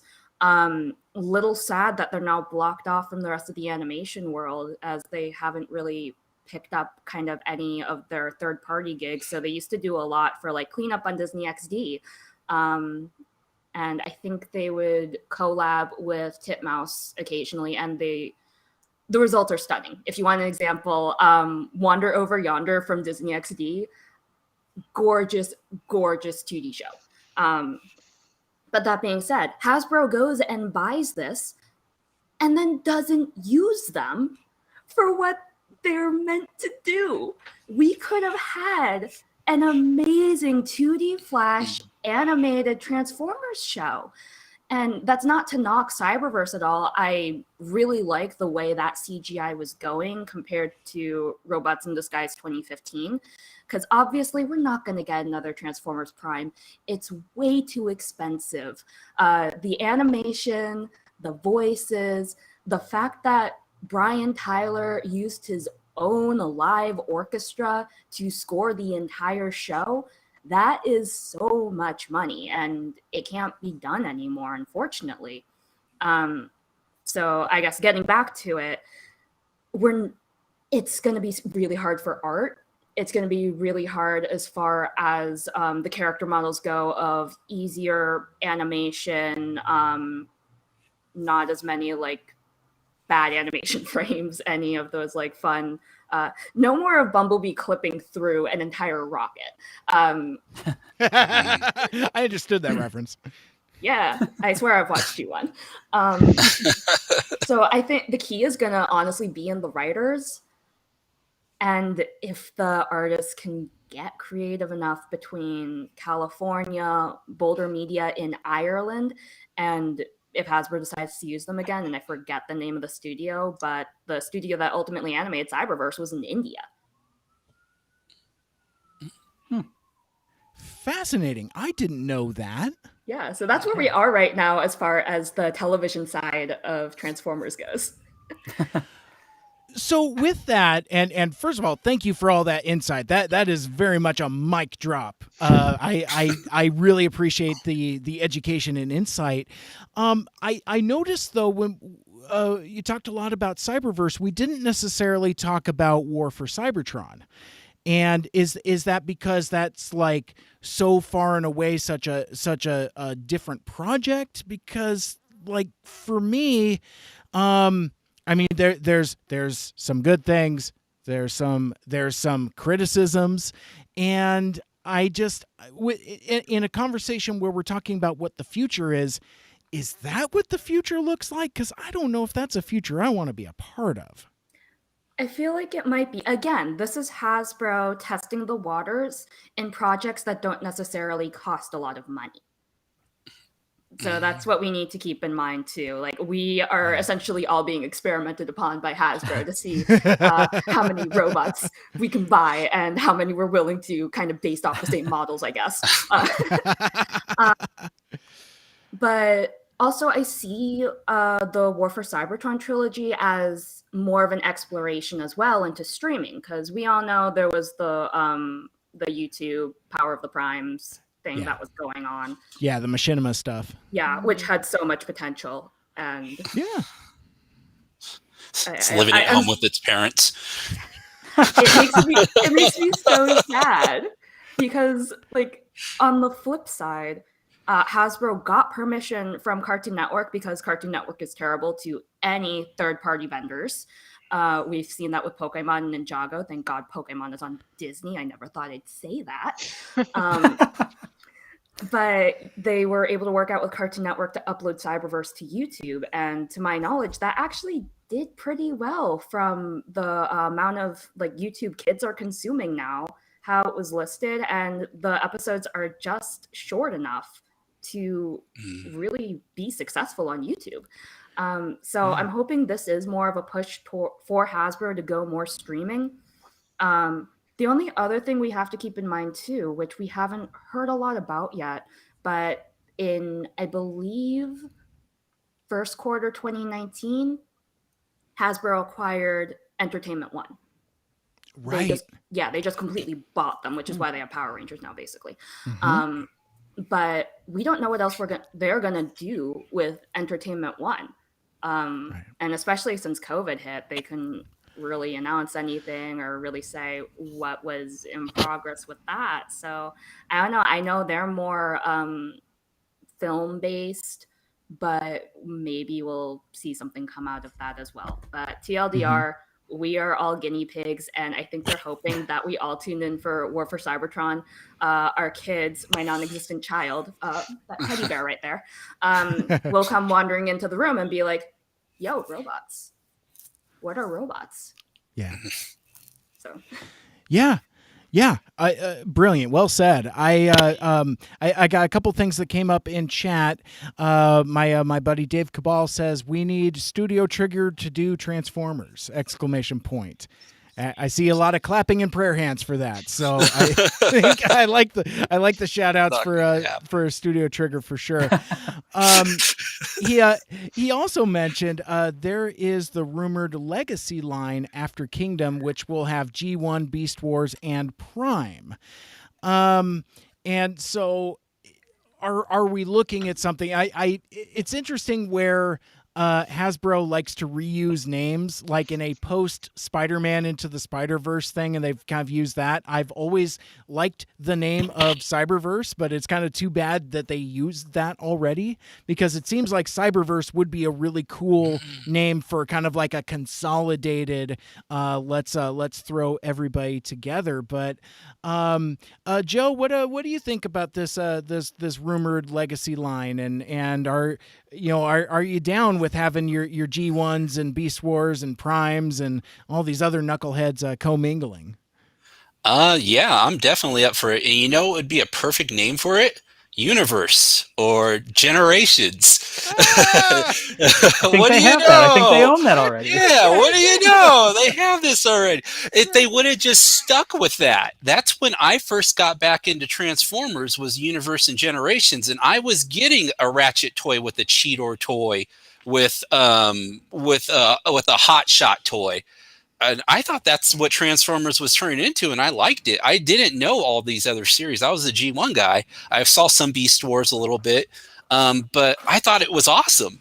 And then just along the way, we just kind of went in the opposite direction. And kind of getting back to what we were talking about earlier, when I really noticed that was the RID 15 series, because that series started off, Bumblebee's the leader now. I know now that we think about it, all right, it's Bumblebee, but Bumblebee's the leader. There's new Autobots with him. Yeah, they're side swiping a couple other ones, and he's going to be the leader, and he's going up against these Decepticons you really haven't ever seen before, and it's going to be new, but it's still on Earth. And then what? By the second season, Optimus Prime was back.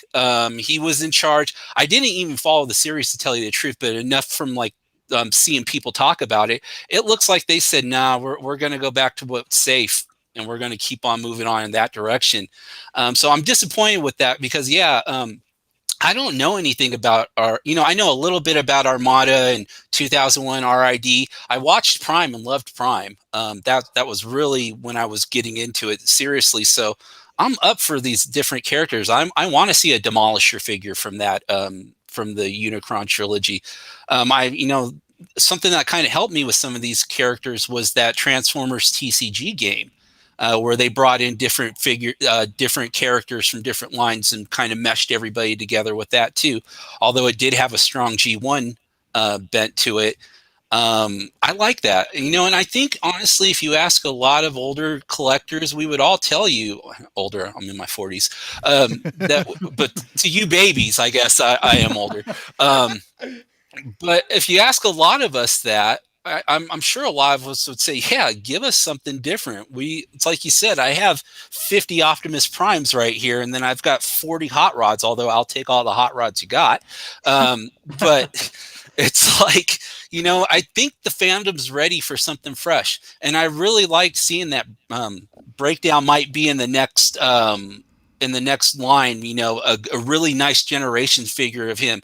Or maybe, I got the red RC from Prime, but I'd like an affordable Prime RC that I wouldn't have to spend $100 on the secondary market, and I can just go pick up at Target for $22.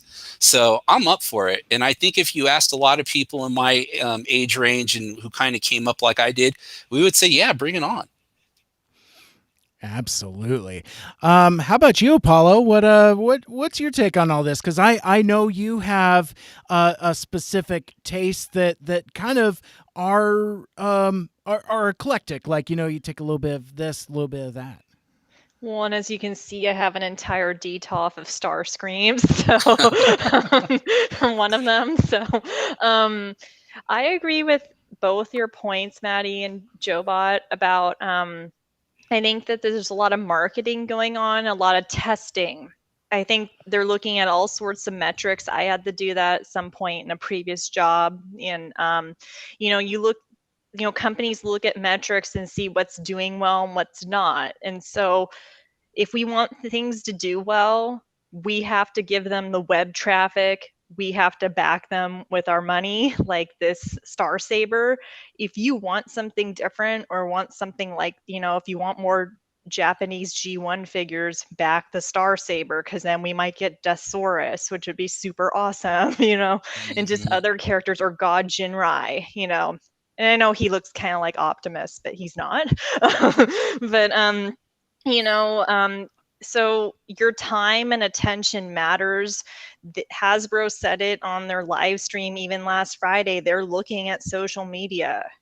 So post about what you want. They're going to be, and if they see stuff's getting high traffic, you know, they'll be willing to experiment. And then if they put out something, may not be the best, you know, but you know, if we ignore it, then we're not going to get anything different. It's going to be more G1 stuff. And not to hate on G1, because I just like back I'll do there, it. I just got Masterpiece Starscream, you know, the G1 version. And so, you know, so I do think there's a lot of marketing involved, and you know, they are looking at social media. So post what you want to see. Like if you want more female characters, like if we want like a story with Alita 1 or whatever, like let's post stuff about that. Like you know, they're looking at it, and you know, so that's my thoughts on that.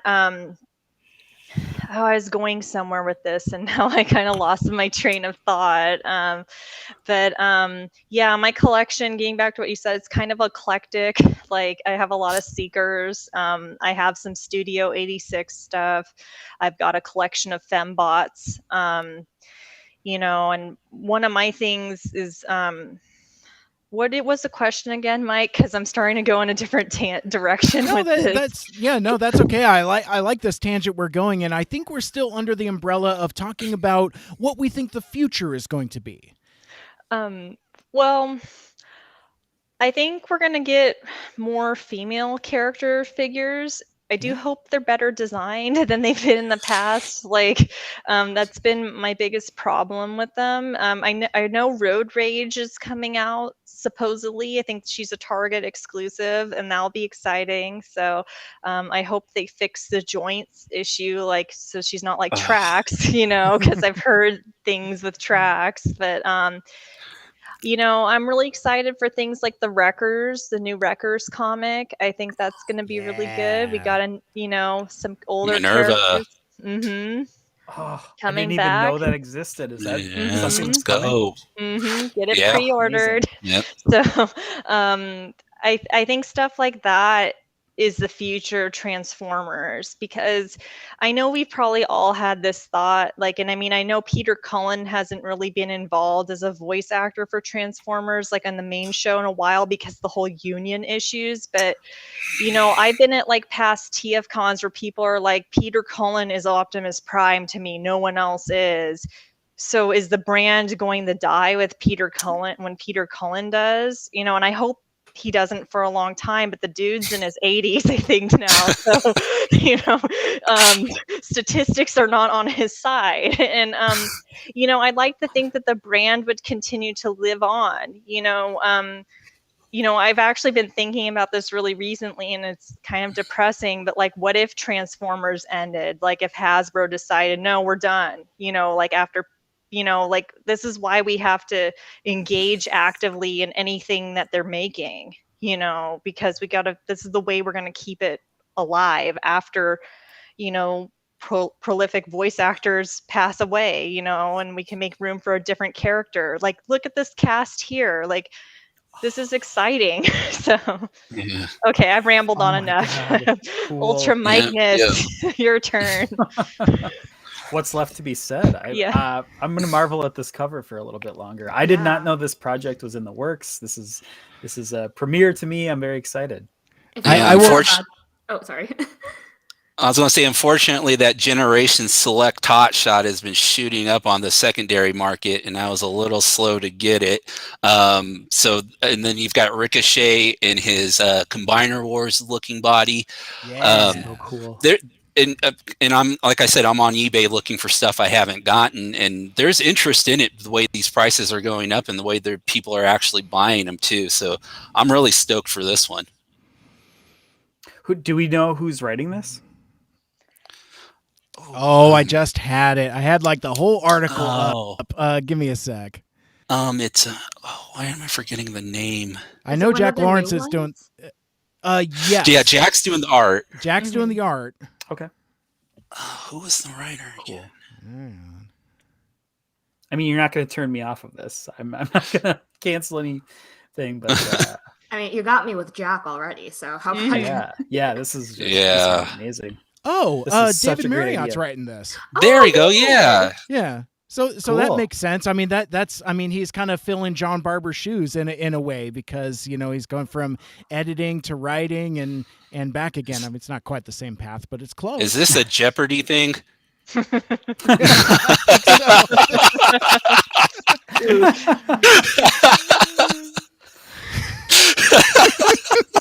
That's good. Sorry if you're listening. Sorry. No, that's I see what you did there. All right.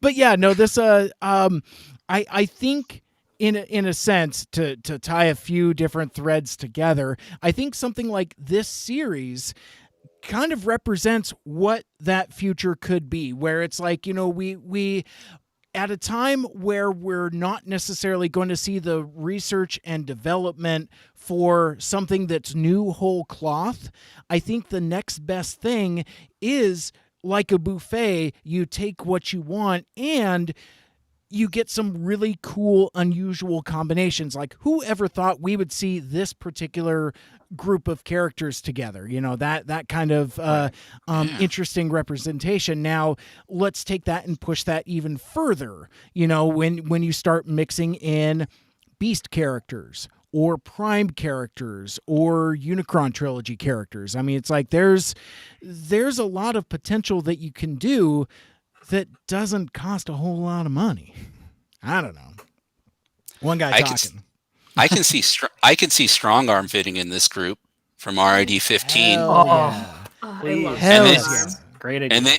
And then we get a Generations figure of her finally. I mean, I've got that one in the ladies section, but I'd like a nice one with tons of articulation and weapons and stuff like that. A better representation. I mean, she's a cool character from just the little we've got from her. I mean, I think there's lots of room to develop with her too. Mm-hmm, mm-hmm. She's such a fun character. I adore her. So great.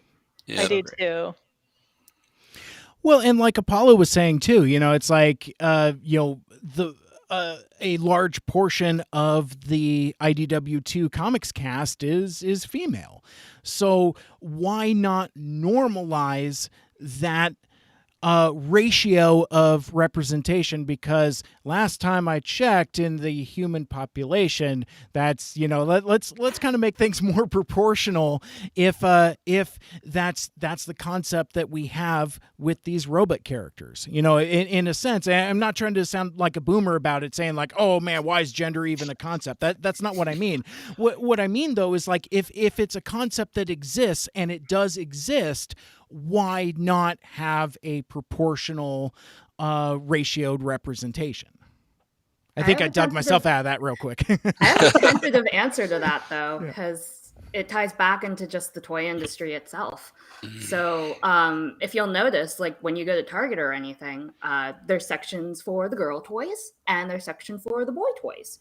And it's like we as a society still separate by gender in that sense. But also, I believe this marketing was developed, oh gosh, I think it was like with the 80s with the giant toy boom and everything after the deregulations. But the toy industry found that sales were better when they assigned genders to the toys. So at this point, Transformers is still a boys franchise. So we'll maybe get like the stray Windblade or RC here and there, just to be like kind of, oh yeah, we did our jobs. We know there's some girls watching. We're not marketing towards them though. Yeah. And it's really unfortunate because it's like at the end of the day, it's a capitalist society. Hasbro is a company and they're here to make money.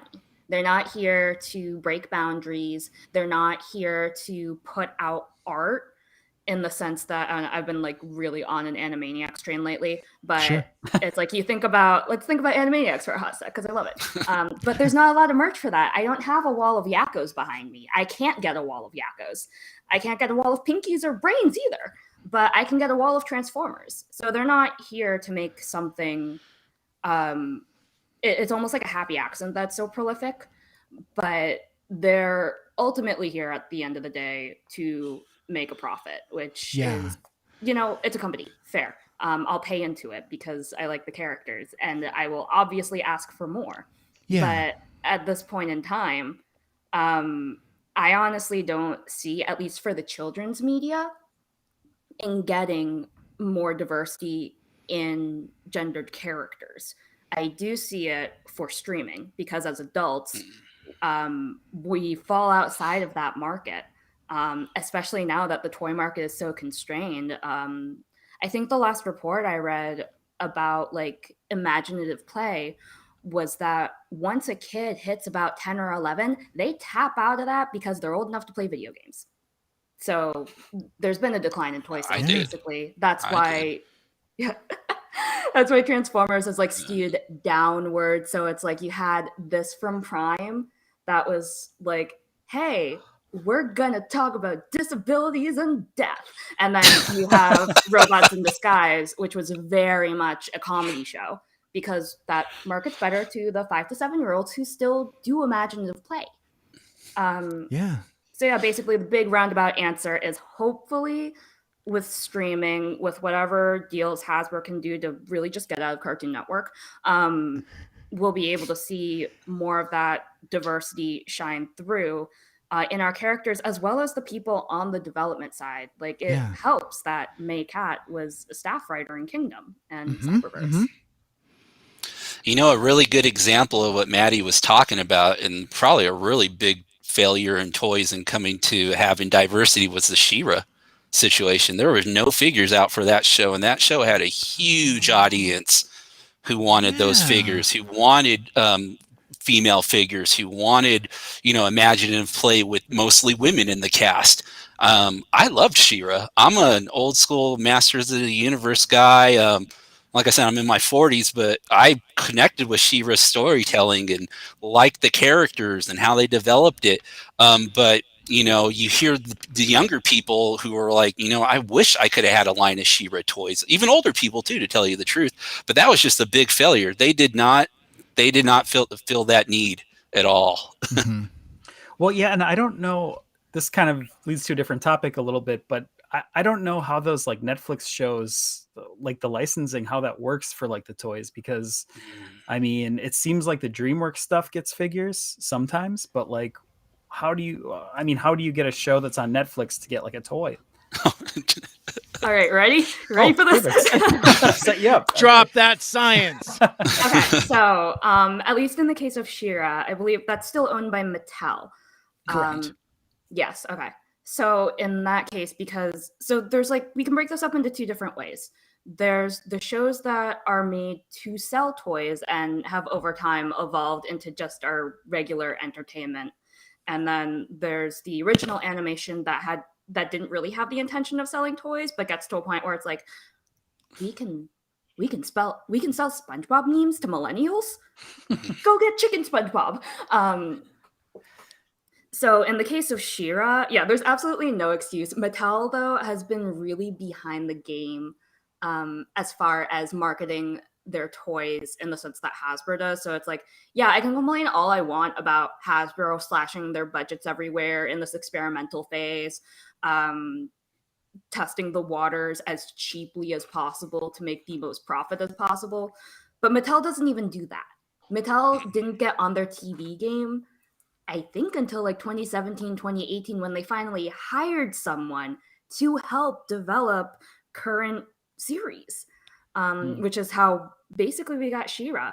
She-Ra toys came too little too late. Like Mattel didn't do what they were supposed to do. And on top of it, going back to gendered toys, the toy I saw for She-Ra was a doll, which there's nothing wrong with dolls, but if you're gonna reboot something like that and try to tap into that older fan base as well, can I at least get some like Marvel Legends stuff going on here? Like, I would have loved a She-Ra figure like that. I would have bought it so fast. Well, and it's a real shame too. Absolutely. Because no, you're right, and you're more the Motu guy, so I'm going to defer to you on that, because like, Mattel's been doing some really cool Motu stuff recently, and to not have that representation for a show that's clicked with a completely different fan base, it's like, it's like what we always say with Transformers. It's a franchise meant to sell toys. Sell the damn toys, Somebody got the message over there when it came to Masters, though, because we've got a line with WWE figures. They've got their Origins figures, which are the remakes of the originals. Yeah. We've got Revelation figures. And a lot of people agree they're killing it with that franchise right now. And they've got She-Ra on the bench still. Honestly, they could come out with a line of She-Ra toys. They can start plugging. I've got a She-Ra actually from the Origins line up there on the shelf right now. But I'd love a Catra. I'd love an Entraptra. You know what I mean? Yeah. And I think a lot of collectors, there's still a lot of love for that show. You see it trending all the time on Twitter. And when's the last time we got anything new from that series? And people are still talking about it. There's demand out there. So I'm a little surprised that they still haven't jumped at that, because they are killing it with Masters of the Universe right now. You can say what you want about the cartoon or whatever, and that's a whole nother show that we can have about talking about stuff. And they have had that. Yeah, I've been on a couple. So it just goes to show that they can do it right. So let's get going and do it right, guys. Yeah. Absolutely. Amen. Absolutely. Or a women. Yeah. I see what you did there. I'm on staycation, guys. I had a cocktail. That's what happened. All right. I'm allowed. You're living your Making best me life. wanna- Yes. He's You're making me living want to his break best out the mics hard. All right. Well, now that things have kind of broken loose and have gotten buck wild, I want to go back to some topics that Apollo had sent me. We were kind of corresponding a little bit prior to this live stream of just kind of like general topics to bring up, and I thought dusting off some of those as we're getting deeper into this conversation here, I think it would be kind of fun. What do you think? You want to go through some of these questions, Apollo? Yeah, sounds good to me.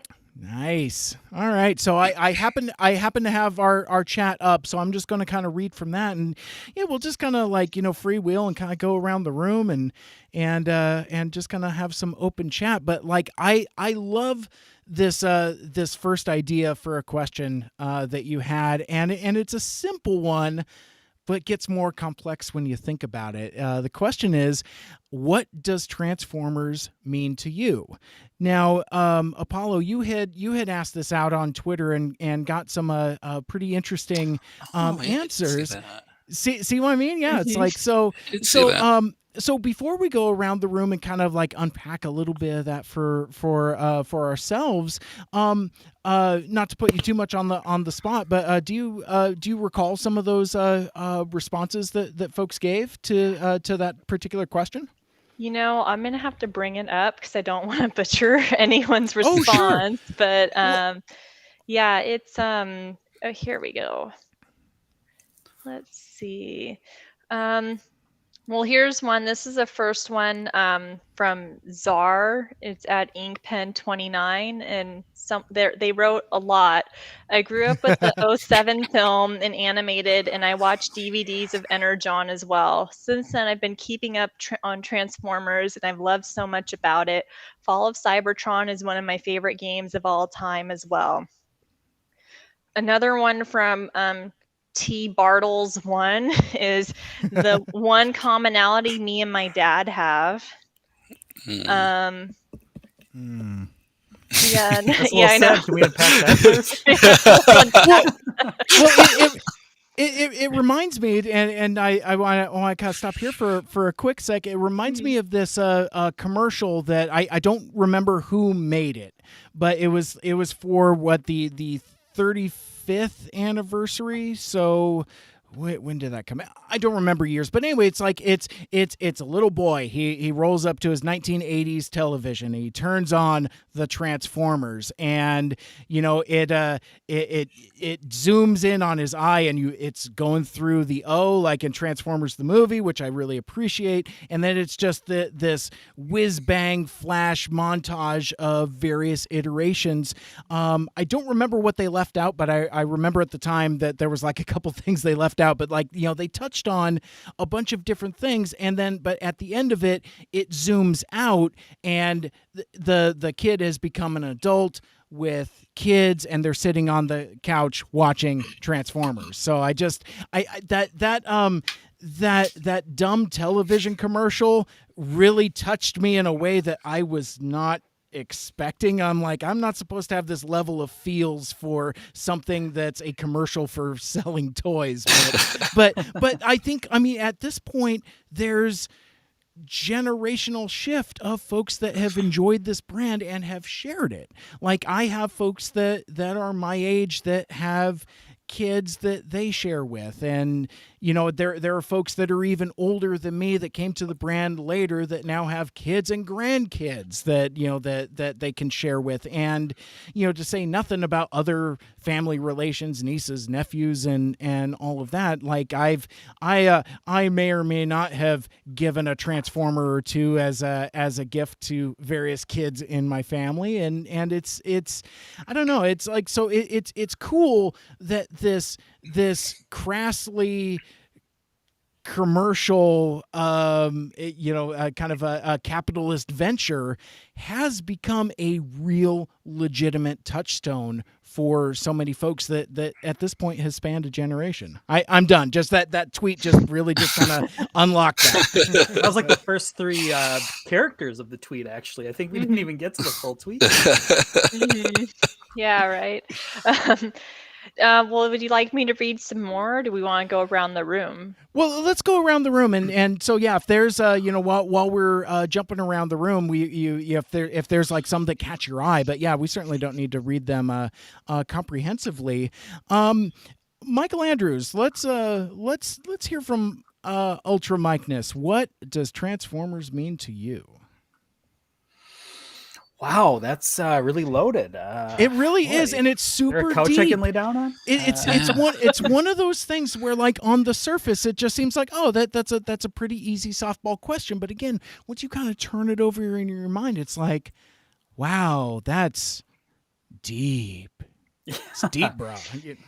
Yeah, so I've been pretty obsessed with like two things my whole life, and it's Star Wars and Transformers, and it's a different connection to both because Star Wars, like, I don't like to watch any sort of behind the scenes stuff. I like to think of Mark Hamill as Luke Skywalker. I don't want to think about like the making of kind of stuff. But with Transformers, it's for Beast. I really like to see, it's the tactile thing of like you're playing with a little puzzle toy, and I want to know everything about like the design of it and who came up with what. And so that's been the difference my whole life. But I definitely have. I'm starting to gain more of an emotional connection to Transformers, closer to what I always felt for Star Wars. And part of that was, my first introduction to it was my cousin had the toys. He brought them over. I remember he brought over like a Soundwave, and it was the family members that just had everything. Like that's how you got into that stuff, is like they had it and they brought it over for the 3 hours. So I really remember playing with that, and I connected with him through that. And then later, I just kind of got back into it on my own in high school, but I didn't like have any money to collect. There wasn't a ton going on toy wise when I was in high school, so that kind of worked out with my wallet situation.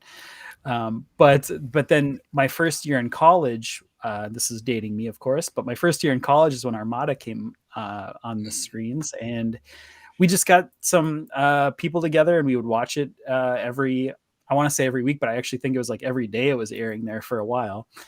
And we just had this moment. Mike, we talked about this a little bit, but we just had this moment where we're like, man, we don't really have to worry about like someone like shoving us in a locker because we like Transformers. We can like sit down on this couch and we can plan a party night around watching this show.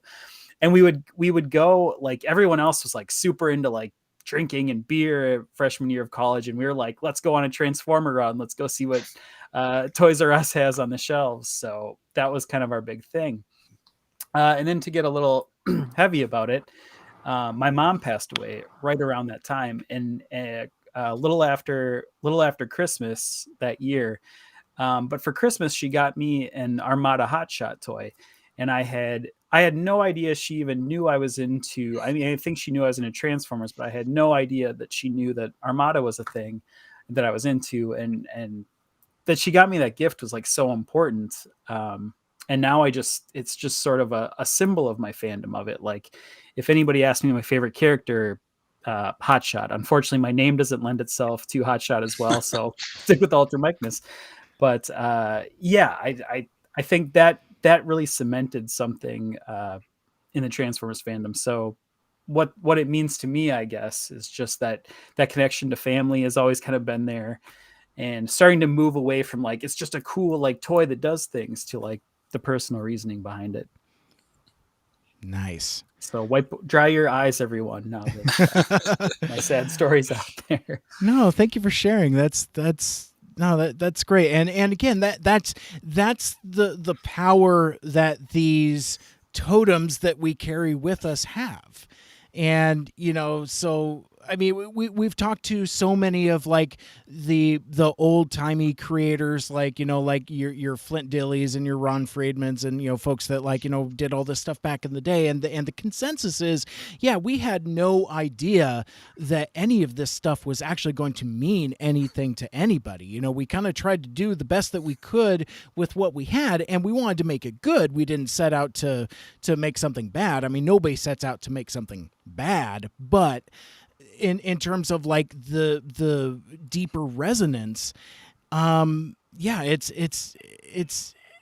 I mean, I don't want to get too overwrought and say it's amazing, but it really kind of is, like in a way, because like I have a connection that, it's like I could just like feel in my chest when like I opened up like those Studio Series 86 figures, because like it connected to that thing that means something so deeply to me. It's like, oh, they made this for me.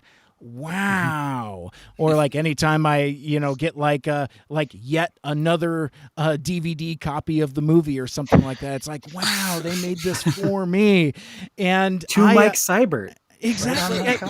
Well, and I've talked about this in a few other places before, but like, I shared with Joe when he first joined me, that my fandom of Transformers the movie kind of supersedes my Transformers fandom. I come into Transformers fandom because of my fandom of Transformers the movie. They're almost kind of like separate in a weird kind of way, but like there was a time that I literally, as silly as it sounds, I thought I was the only person walking this earth that felt that same connection to that movie.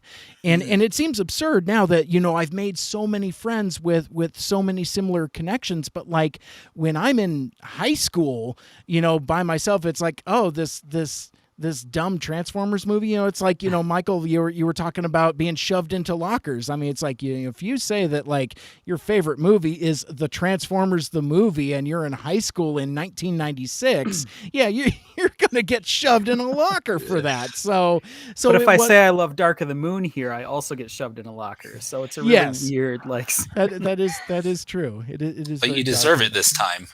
Right. I get that. Oh my gosh. I recognize your Twitter handle, Joe Bot. I know you were there. Yeah.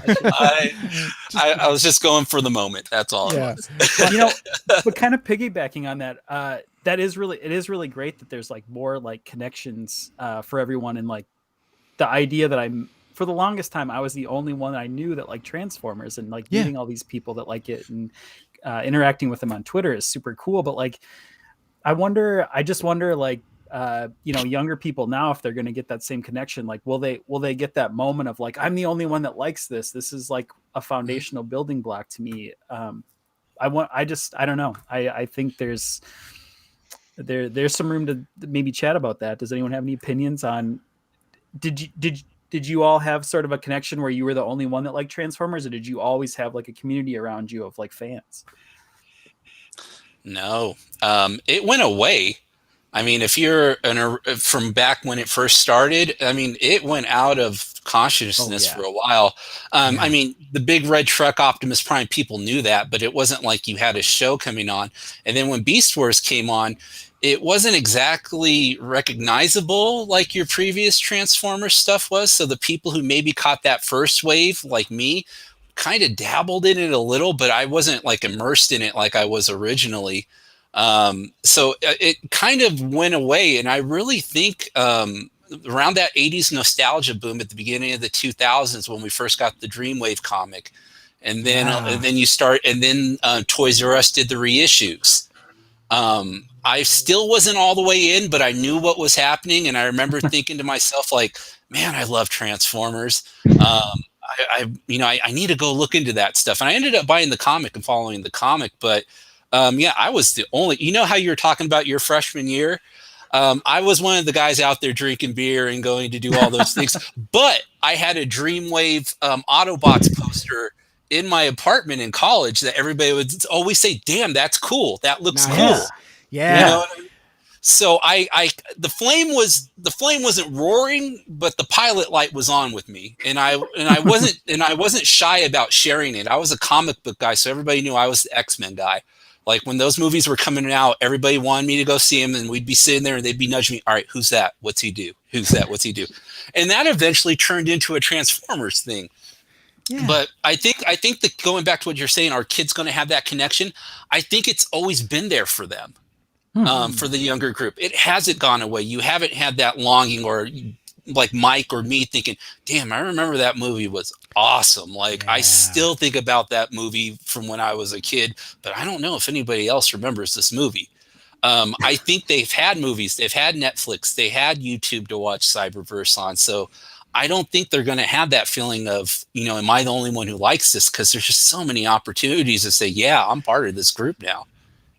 Yeah, you unlocked something in a big way, Joe, that I was thinking about and I wanted to bring up, is that a component of nostalgia is separation. And there was a time where I couldn't watch that Transformer movie. Like it was sitting in a video on a shelf at a video store, but I didn't have a half dozen digital copies like I have now. I have literally a stack of Transformers the movie discs that I could throw in at different times depending upon what version I want to mess around with. But yeah, I think that's where that's what makes nostalgia strong, is a moment of separation, if that makes any kind of sense. Yeah. Maddie, Apollo, I really want to hear you two sound in on this, but I want to say really quick, I'm closer in age to Mike and Joe-Bot, and it's crazy because I could have seen the movie in theaters. I had no idea it existed until I was probably about 14.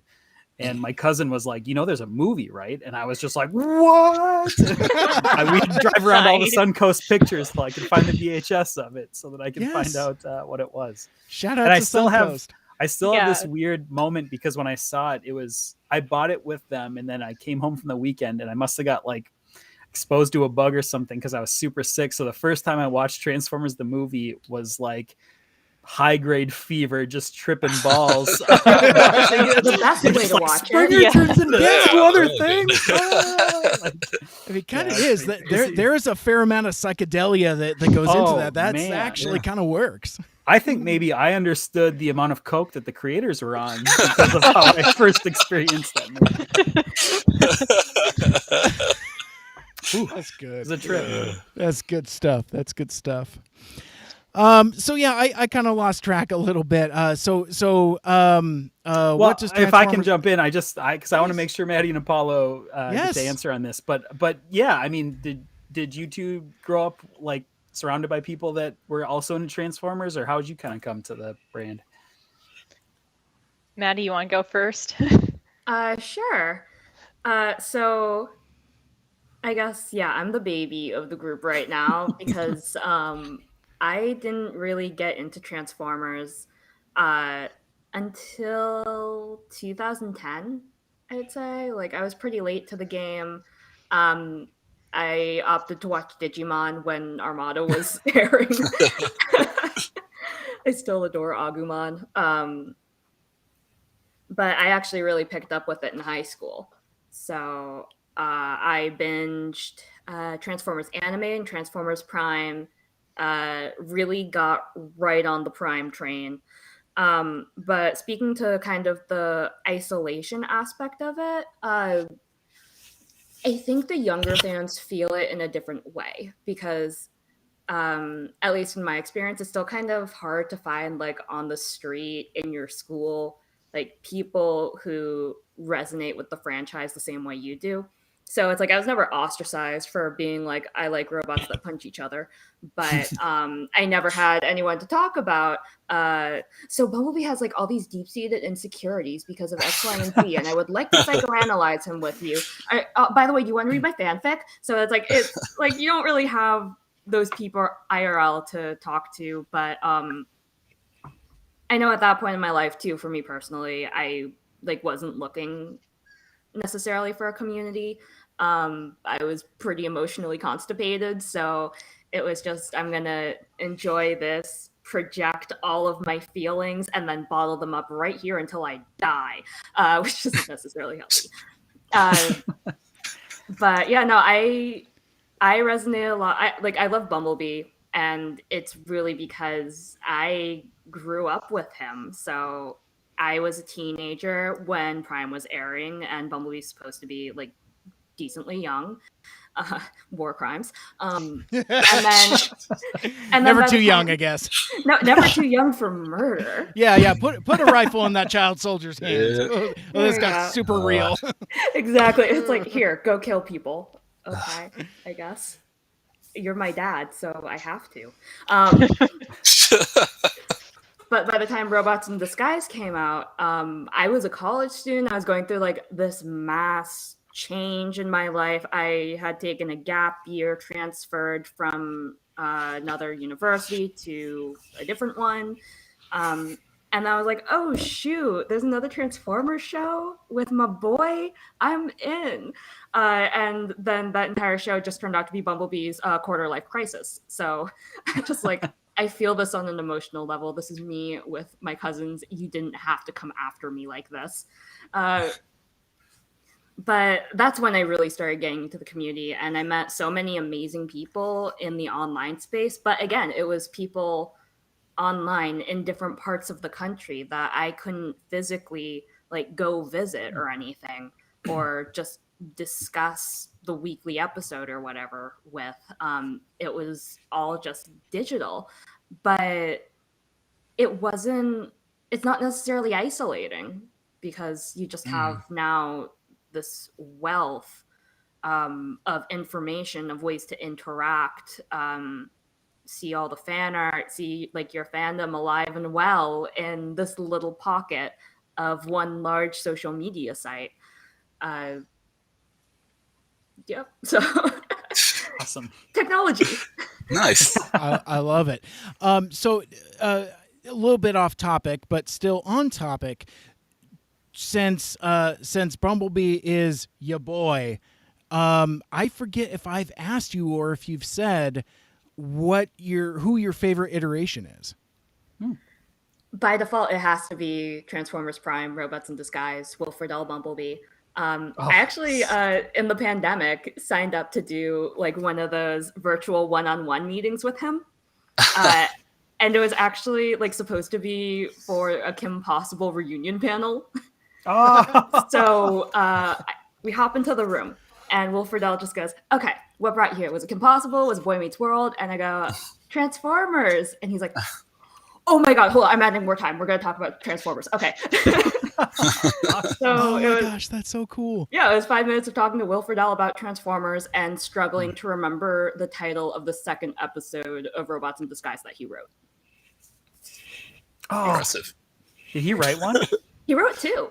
Oh, that's awesome. And again, the second one, nobody remembers, not even Will Friedle, so I don't feel that bad. But the first one was in season 3. It was the pretzel episode, where Grimlock learns how to be patient from a monk who teaches him how to make pretzels. Oh my gosh. It's as ridiculous as it sounds. And I'm like, this came out of your brain, and it's hilarious. I'm like, also intentionally, I see that you didn't give Bumblebee a lot of voice lines, bro. So just like cashing in that check, yo. Missed opportunity. Absolutely. Oh, it was totally intentional. He's like, I don't want to scream right now. I'm gonna put all the onus on Carrie Payton. Nice. But how do you feel about this version of Bumblebee? I love him. Hang on one sec. Oh man. Like, I couldn't bring my whole collection. So I moved from the East Coast to the West Coast 2 months ago. I am in basically a glorified dorm. I could not bring everything with me. Right. But I did get in Little Tokyo. Oh my goodness. All the best stuff comes from there. Right. Yeah. Oh, I love him. Android. Oh, Beautiful. very That's cool. amazing. Love it. So cool. Yeah, so I got the Nendo. I have the 3A Bumblebee back in Massachusetts. I have oh god, what's it? Toy World, World War II Bumblebee, which is amazing. Yeah, I think I have like 60 bees in total by now, so I have an entire hive going. I love it. I love it. This So many Worlds bees. Collide Bumblebee is probably my favorite looking Bumblebee right now from the official lines. It's in that 4-pack. It's Cliff Jumper's body, Oh, but it yeah, looks like the Camaro Bumblebee too. So it's got like this mix of both of them. I really like this one right now. I like it better than the official VW one that they did. That's really hard to get right now. But yeah, this is an awesome one. I like Nice. the Origins one, the Cybertronian mode. I think Yes. for that Oh, thing, they did yeah. a pretty good job at that. That thing And is it's cool so that it cool. finally got like an official one. I want that Yeah. one so bad. I love how he's just basically a stupid little tricycle, and I love Yes. him. Yeah. It doesn't Yes. even matter that he can't hold those rods. It doesn't matter. It's like because and again at a time where it's like, oh, they made that for me. It's like, no, they gave him those little rods so he could hand them to Wheeljack and stuff. It's like, no, that's so cool. I mean, what such a deep cuts, man. I mean, even just to get that alt mode in the year of our Lord 2021, what are we talking about? It's like this can't be. It's just crazy. Oh man. So Apollo, have you had a turn yet at the at the what does Transformers mean to me? The floor is yours. Well, and I know that Ultra Magnus asked another question too on top of that, which Gotta is like keep the track, whole write it down. isolation thing. But I guess I don't know if all you know my history with Transformers. So I saw it in the late 80s when I was like a toddler on TV. And I remember Starscream specifically and why I didn't get why Megatron was mean to him. and so like I would watch whenever I watched TV, I'd be like 2 inches from the screen and my mom would yell at me to like get back from the TV, but then I'd scooch back up and watch it. So then I really got into Beast Wars when it was out in the mid 90s. And I had friends in middle school that were actually into Beast Wars. So I didn't have that isolation that if you know everyone on here has like kind of expressed. I actually had friends in person at my school that watched it so we could talk about it. But then my group of friends at the time, we got into anime hardcore. So then like Transformers was put on the shelf for many years. Like, you know, Evangelion, we were into that, and like Inuyasha and all this other stuff. So hardcore into animes, but they're still robot themed, you know, like Ava and Macross, Gundam Wing, all that. So like the love of robots didn't end. It kind of just shifted to the more Japanese side of things. But then in 2017, with one of those same friends from middle school, I went and saw the Transformers Last Night movie. So, and I went, oh, this is pretty cool. Yeah. I'm like, this is pretty cool. I'm like, the plot of this movie doesn't make sense, but I like the characters. And so then I went on Google, discovered Transformers Prime and the More Than Meets the Eye comic. And here I am, since 2017, 4 years into Transformers. And, so I never really experienced that isolation. I mean, I'd say the biggest hurdle now is that most of my friends that I've made through this do live across the country. But Mike, I mean, you and I live close enough to drive, and we met up. So it's like, and I have friends cool. Yeah, that was really cool. And like, I have friends in the Portland area, like a lot of people know about Transformers here just because Transformers is kind of like ingrained in Portland because it took place in Portland, the G1 series. So like everyone I run into kind of knows what it is. So it's kind of different,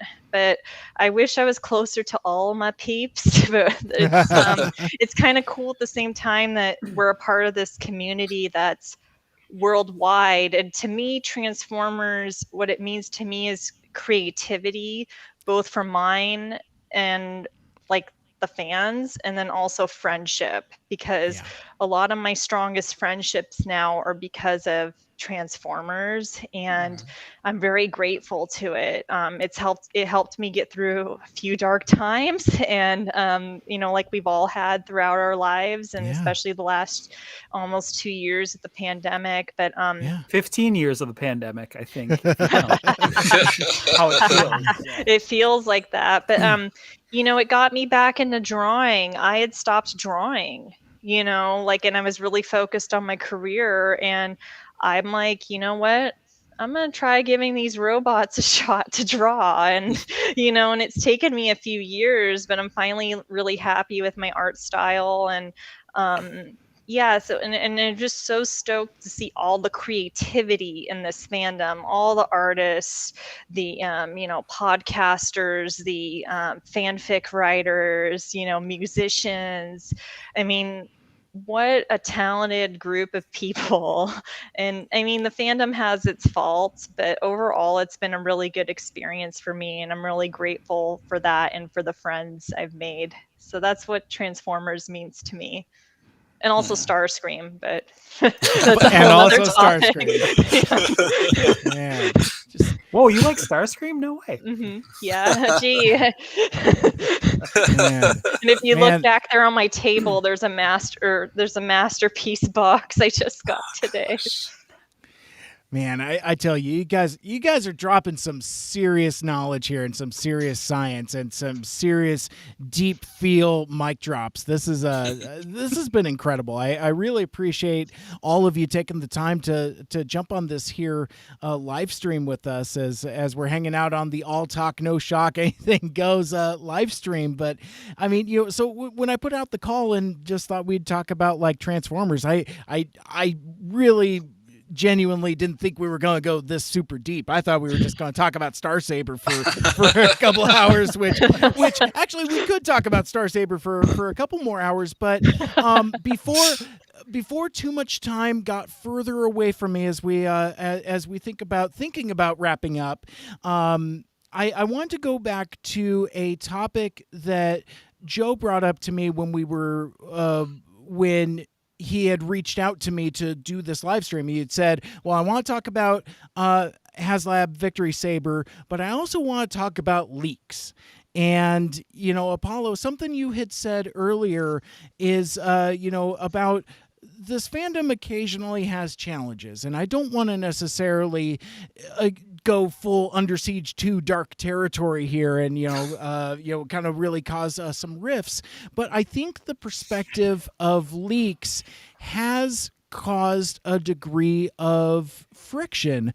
Like there are some folks I have straight up unfollowed on Twitter because of comments they have said to friends of mine that, you know, will have opinions on leaks. It doesn't matter for this context what it is, pro or against, but I've seen that become polarizing, and at a time where so much of the strength of this brand is in marketing, I wonder, are leaks a good thing in that they continue to stoke interest and excitement, like we talked about with the HasLab campaigns, or is it something that's detrimental in that it kind of sucks out some of the enthusiasm? Like how many of these Fan First Fridays live streams have we seen to where it's like, oh yeah, I've already seen Kingdom Cyclonus. I saw him in a plastic bag next to a poorly transformed Thrust. You know, so when he's finally revealed in, like, you know, kind of a good photography and video production, it kind of takes a little bit of the enthusiasm out of it. So I guess what I thought we would do is just kind of go around the room and just, you know, and if you don't have a take on leaks, that's fine too. But I just more or less, as I'm going through my notes as we get closer to wrapping up, I want to make sure and touch on Joe's topic because I kind of teased it earlier. But so I mean, I guess, Joe, it's since it's your topic, something you brought up. Why don't you kick us off? Take us there. What are some of your takes and opinions with regards to product leaks? It's complicated. Part of it's kind of interesting to kind of know what's coming. Like, I don't think I mind the target leaks as much, where we get a name and we get like a descriptor for it and we kind of have an idea about what might come, but we don't have pictures. We don't have, anything for sure. It's all speculation, and speculation could be fun. But the stuff I don't like is, I mean, it really all came to a head with Galvatron with me, with the way that figure looked in those pictures that first came out, and everybody had an opinion about how he looked squat or he looked weird. And then the person who had it started taking really weird pictures with it and taking it at really weird angles. And everyone's like, this kind of looks photoshopped. Look where the feet are compared to Megatron when they line him up next to him. And a lot of people thought it was just going to be a trash toy. And then once we started seeing it come out, it's like, hey, this doesn't look so bad, actually. And you started getting hope up again. But that toy almost got kneecapped because somebody leaked one that wasn't transformed correctly and was photographed really weird. And it was really kind of like a bummer for a while, the way it was going on with that. So that was around I remember I haven't been in the community for very long. It was actually last year in April, because of the pandemic, is why I started the Twitter account. Yeah. And when I first started it, no holds barred. I mean, I had a ton of old stuff like commercials and things like that I was sharing. But if I saw something from like Prime, all right, we're not going to name people. If I saw something well, and that kind of becomes that becomes a component of what we're talking about too. But yeah, we'll come back to that if we can. I would take a screenshot and throw it up there, and a lot of people would start commenting on it. But eventually, I started thinking, this isn't the way. It's kind of taken from the excitement, and I don't know. It just came to a point where I was like, I'm just not going to share leaked pictures anymore. I've got a decent account, and so a lot of people see stuff that I put up, and I didn't want to be like the entry point into thinking, oh, this figure's crappy because I didn't see it the correct way.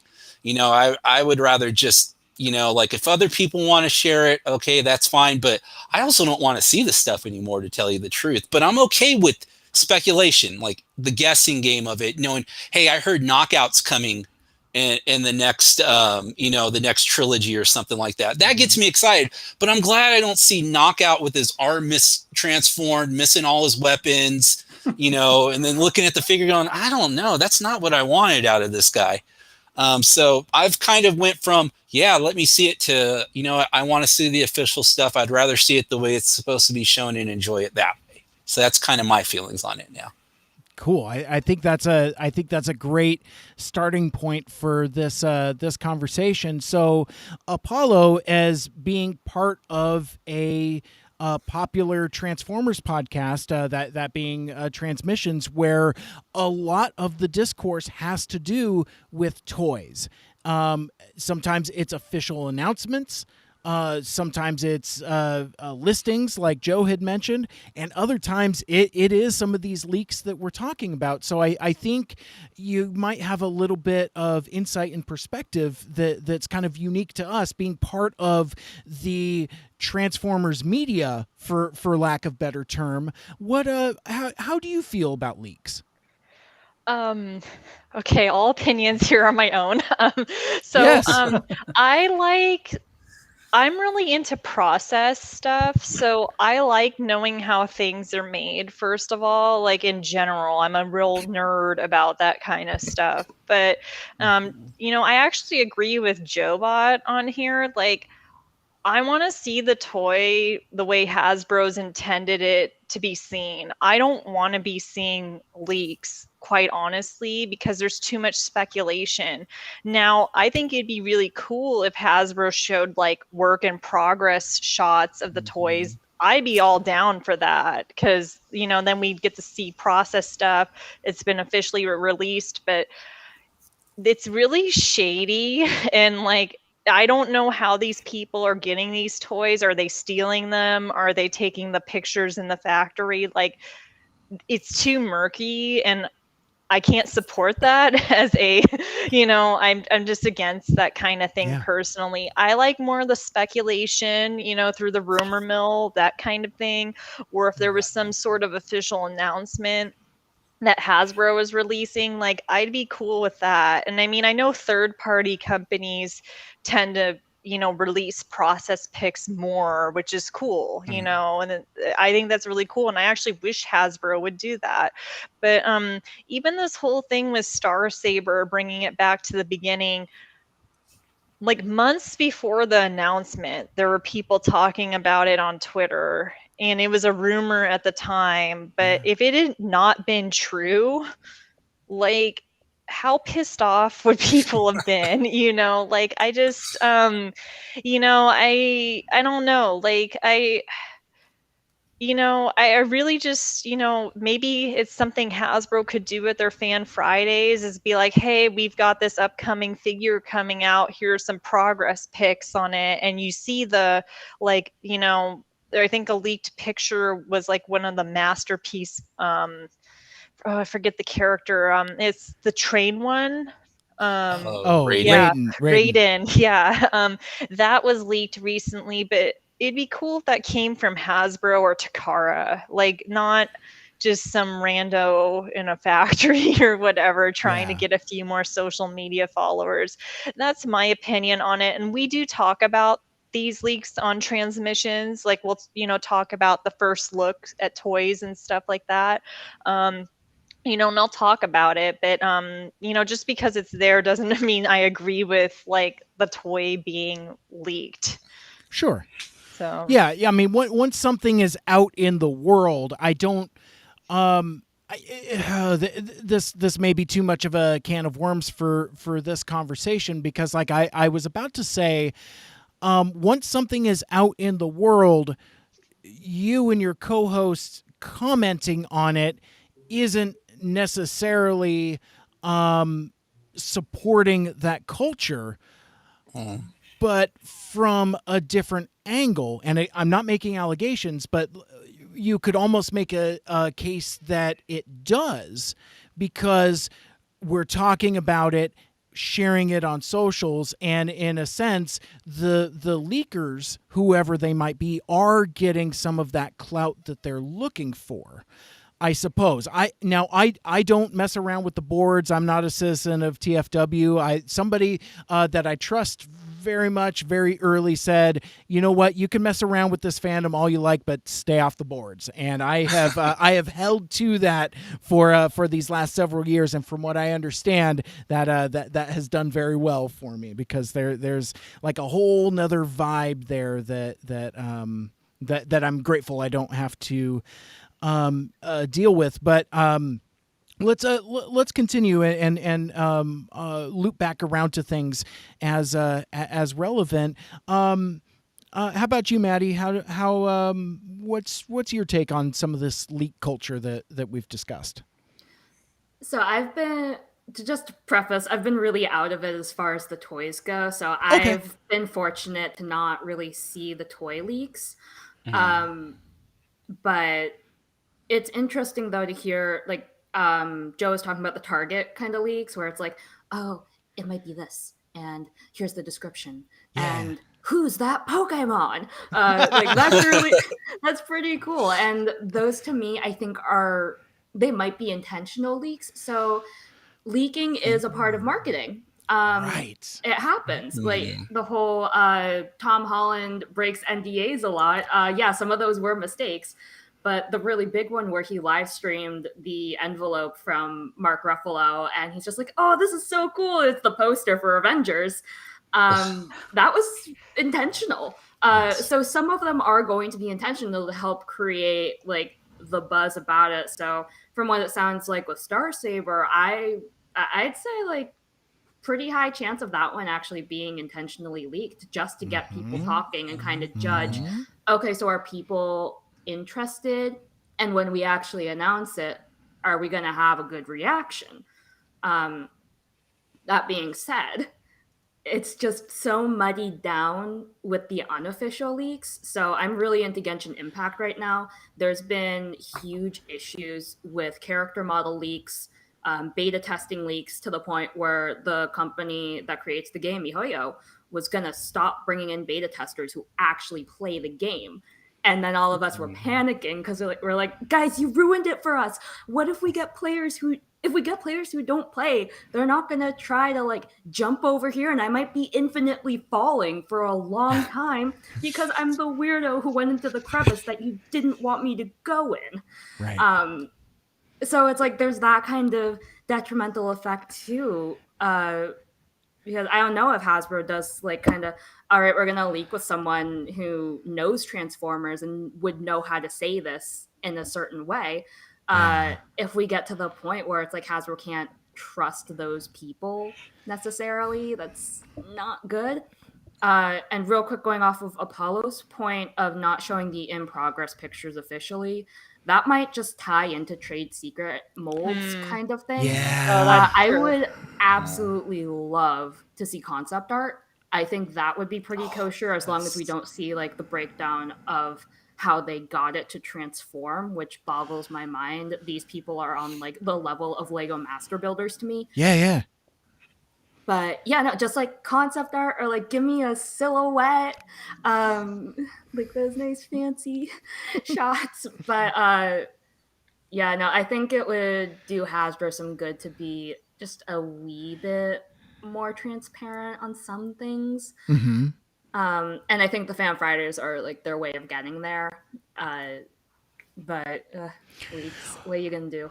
The bell cannot be unrung, as they say in the Federal Evidence Rule 502B. I had to do a memo. No, I love it. I appreciate that insight because, I mean, this is a hobby for us, but for this company, it is their intellectual property. And like, as soon as we started talking about concept work in progress stuff, it's like, oh yeah, that's right. What would prevent somebody from counterfeiting stuff? I mean, like, Hasbro's already got enough problems with having the toys counterfeited. It's like, let's maybe not give them more fodder. But I do think there's something to be said for kind of more mainstream official channels for quote unquote leaks, because one of the things that you've got the blurry photographs, and then you have the YouTubers, and it's like some of this probably comes from theft, allegedly. I'd say most of it, if I was guessing. Yeah. So careful, guys. I can practice law in 2 years. So I'll just keep saying allegedly as much as I can. Yeah. because but there is an undercurrent of those creators' fans, meaning the viewers of those channels, or folks that are pro leak, saying like, what's to say that this isn't Hasbro doing kind of like side deal brand awareness? It's like we've talked about, with regards to HasLab Starsaber, and that there was speculation, and there was, I don't think anything outright leaked other than that's what the project was. Like when we saw those resin prototypes on the Fan First Friday, that was pretty much our first time seeing them. And to loop back in the Fan First Friday thing a bit, and something, Apollo, you said quite some time ago about Hasbro knows what we're posting about. Whether we think they're paying attention or not, and maybe they selectively pay attention, but they do pay attention, because I remember watching one. It must have been one of the Studio Series 86 ones. In fact, I think it was the one where they revealed Retgar, because like that was the thing. Like it had leaked like a day or two before the live stream, and the host even made a point of commenting on it. And it's like that became a different level of reality when Hasbro personnel are actively commenting on leaks.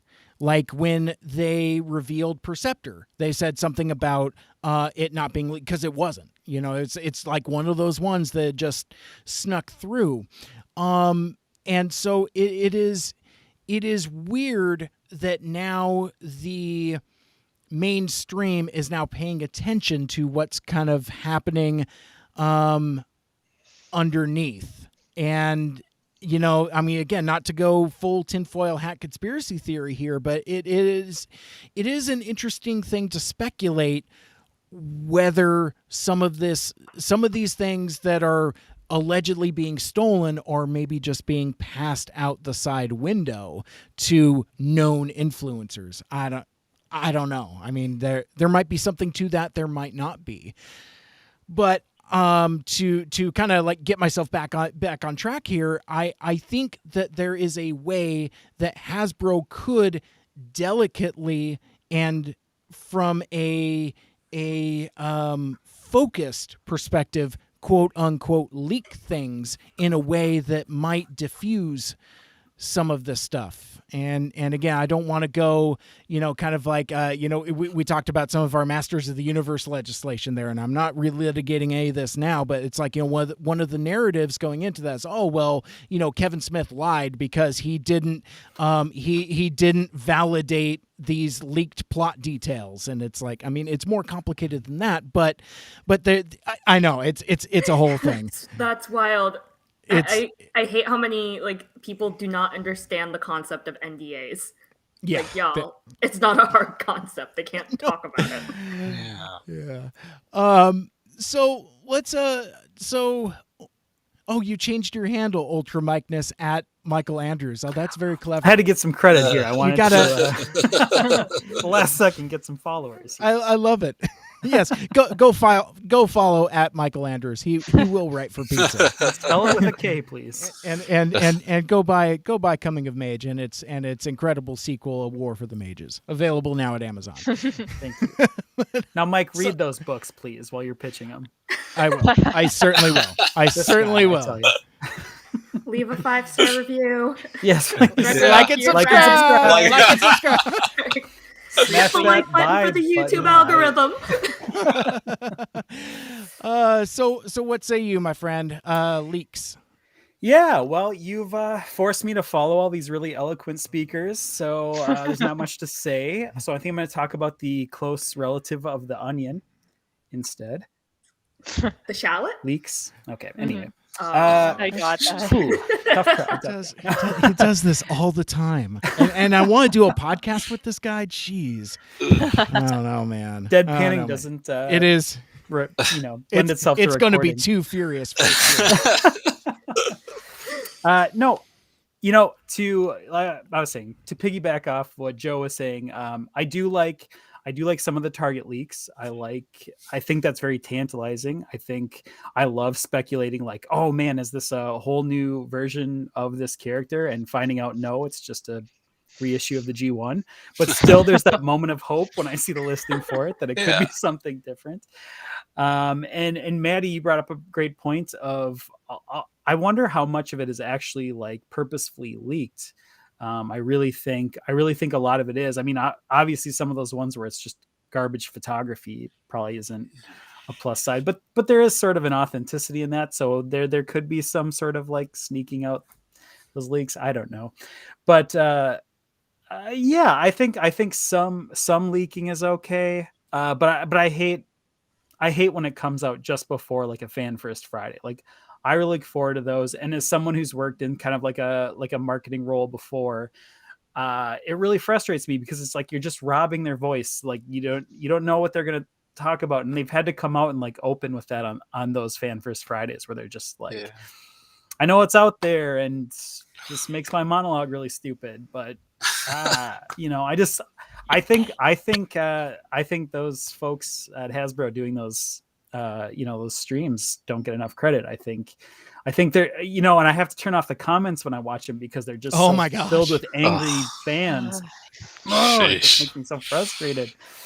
But yeah, I think they're doing a great job. I think they're a lot of them are definitely not natural presenters of this material. So right. I really appreciate them doing it. So I don't know. I think there's a healthy amount of leaking, but definitely detrimental leaking. Yeah, I think that's a great way of putting it. Does anyone have opinions about folks that have been caught in the crossfire? As I kind of alluded to earlier, I've unfollowed a couple folks because they're as with any other polarizing topic, there are folks that are pro and there are those against. And when I see folks going after each other, I'm like, nah, dude, I was homies with them first. Sorry. It's like, I gotta unfollow you. It's very abstract, but have any of you had any similar experiences with this polarized fandom? I've been really lucky.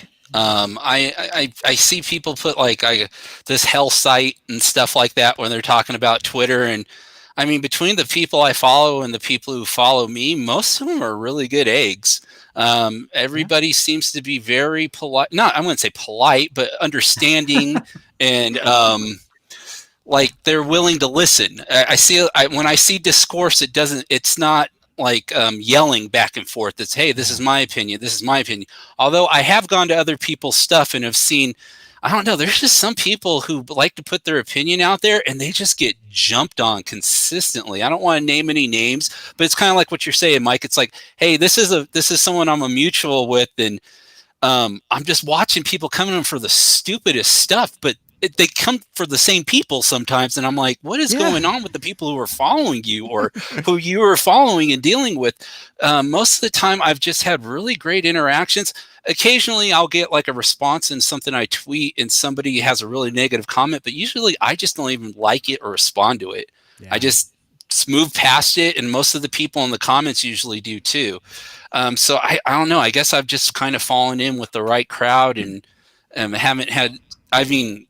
haven't seen anything like really mean. And although I've heard some stories of people, but just in my like kind of orbit, I really haven't seen it that much. So I feel really thankful for that, to tell you the truth. Mm-hmm. Yeah, you're very lucky you don't have a certain podcast host that comes after you every chance to go after you about the Bayverse movies. But oh my God, I shared a link to a video. I don't think that constitutes shared a link. Going after right you. Here from Michael Andrews. Yes. Yes. Okay. I thought you would appreciate the humor. I was mistaken. I watch do. Pitch Meeting. I was in a grumpy mood that day, but at least I only took it out on the host of that video and not the person that posted it. So I want some props for that. Okay, I will award you 5 props. 5 props for Ultra Mike-ness. Dark, you know what? You can make fun of the Bayverse films all you want. Dark of the Moon is like sacred. Just leave that alone. I'll get along with everything else, but I have a special spot in my heart for Dark of the Moon. So That's fair. It's so I have a special long. place in my heart for The Last Night, mostly because the more I watch it, the funnier it gets. Like my brain just blocks out all the bad, and I'm just like, just give me Sir Anthony Hopkins, like living his truth. I feel bad about that. Yeah. Awesome. That poor fish. I haven't even watched that movie, and I understand that reference. Lord. All right, folks. Well, let me see. Checking the notes. I think I have one more Apollo topic. Real quickly before we get out of here, Transformers has crossed over with a number of different other intellectual properties, both in toys and in fiction. So I guess our last question to kind of go around before we get to do plug time, and Michael can tell us where to get his book and to please read it. Anyway, no, it's fine. I kid. I'm being equally deadpan. It's not going to work. Do you folks have any particular favorite crossovers? Do you like crossovers? And let me see if I can find the phrasing of the original tweet, because I seem to have closed that window. I forget how you phrased it, Apollo. It was like, do you like crossovers? Which ones do you like, and which ones would you like to see? Something like that. Let me bring it. Let me see if I can find it. Oh, here we go. I got it. Okay. Transformers crossovers, do they work? ? Favorite ones? ? Ones you would like to see? ? Well, let's go in the reverse order this time. See, because it's so convenient when everyone's in squares. I can just go by that way. I've picked on him enough. Let's see what Ultra Mike-ness has to say about the crossovers. Yes. I have no love for G.I. Joe particularly, but I do think it lends itself well to a crossover with Transformers, so I've really enjoyed that so far. But my ultimate crossover, and I hate that Mike Seibert was the one that brought it to my attention. Like I really didn't even think of it before this, just the other night. Power Rangers. Yeah. It seems like a no-brainer. There's a color scheme. Why aren't we seeing that yet? I would buy everything that came out of a line of that. So. We're one pink side swipe away from having a Super Sentai squad of just Siege side swipes. And when you said that the other night, he texted me that, and it just blew my mind. I just had never thought of it before, and I was like, yes, please. And give me a green one too. I mean, yes. I love that mold so much. I mean, it's just so much fun, especially that blue one that I allegedly won't shut up about. No, I think, we talked, no, we didn't talk. I was going to say, I mentioned briefly something about the Siege battle damage and folks not liking it. I really like the battle damage on blue deep cover. That silver against the lip of the bumper there. I think it's super rad. It's him. He's here.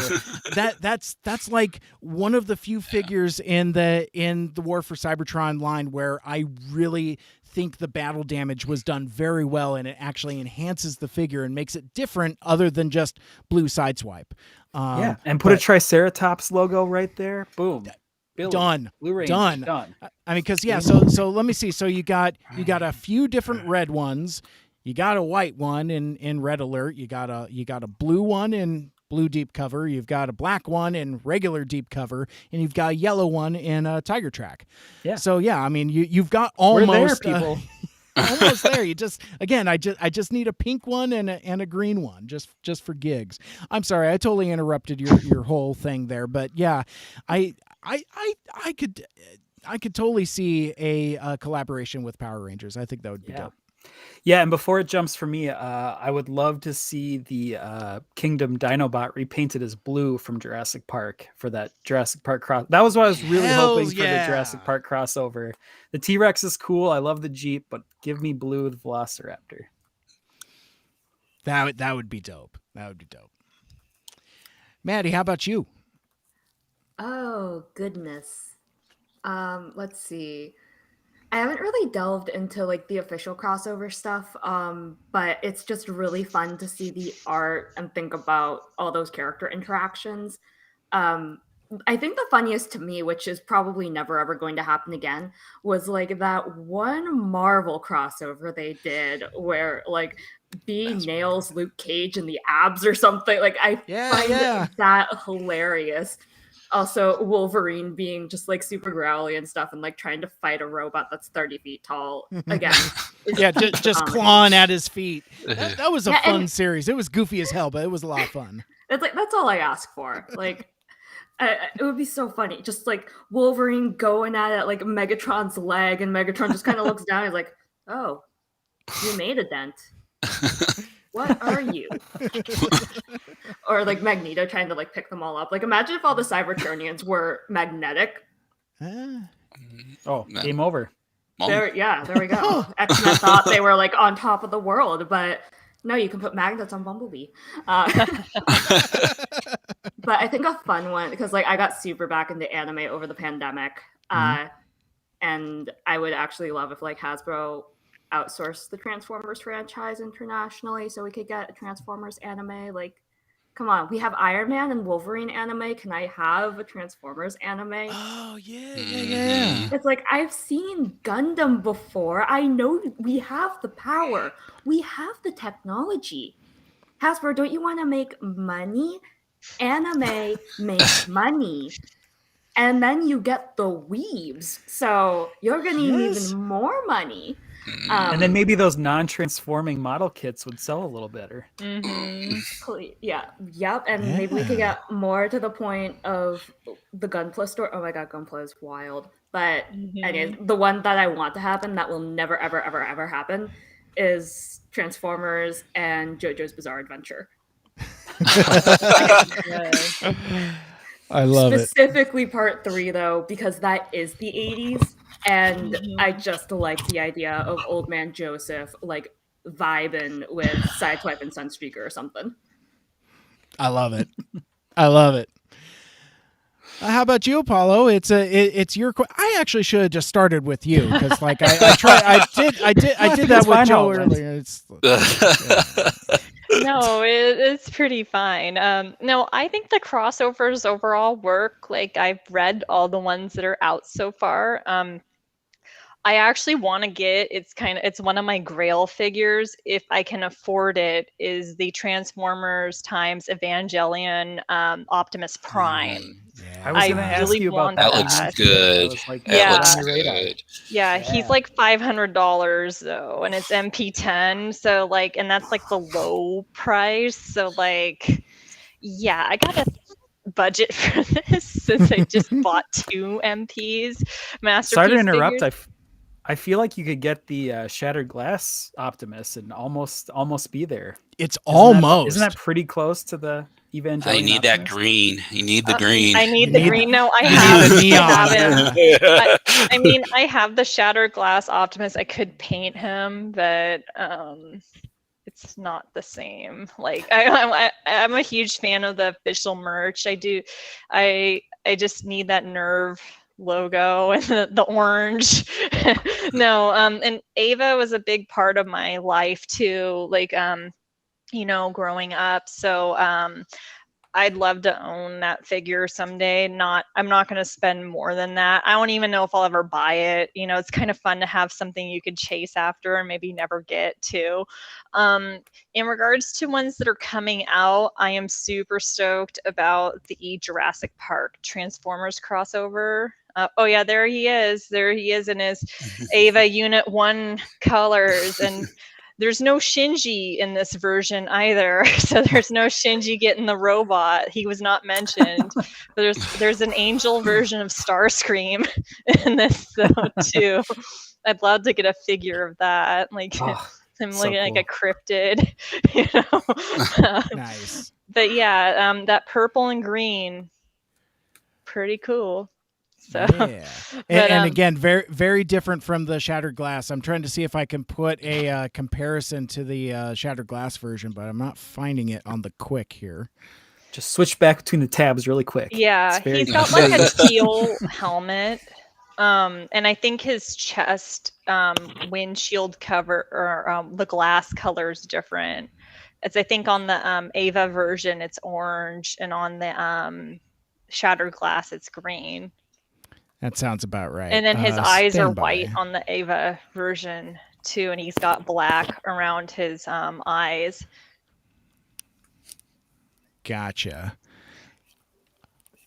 Oh, keep talking. I'm just going to keep Oh, okay. tip-tapping here. Yeah, there's a lot of counterfeit versions of this figure too. So like when I do buy this, I have to be super careful because like Yeah. like the KO almost looks exactly like the real one, and I don't want to own a KO. Like I'm not a huge fan of anything like that, and just kind of on the fence with 3P now too, just with recent thing that happened a few months ago that I don't need to get into here. But yeah, there's the Shattered Glass one. Yeah. Oh, I can smallest. see more blue. Yeah. Mhm. Yeah, it's got like the blue legs and oh, wait a sec. Yeah, what if I just toggle between tabs here?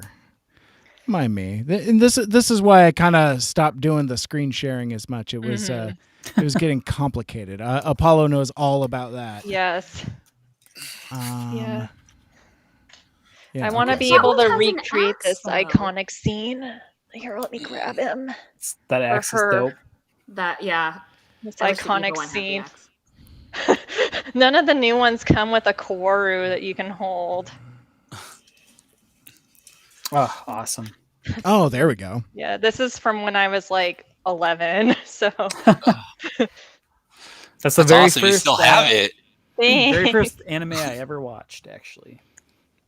Evangelion. So. Yeah, I saw it for Nice. better or worse before 6th grade.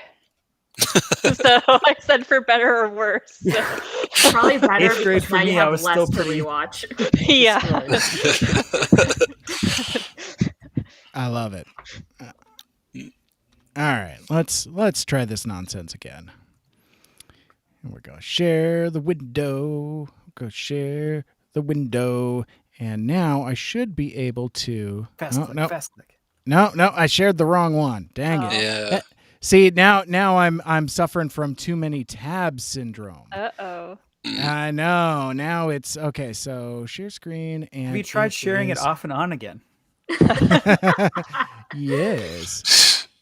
Oh, it's gonna happen. It's gonna happen. All right. So we Yay. got this. This.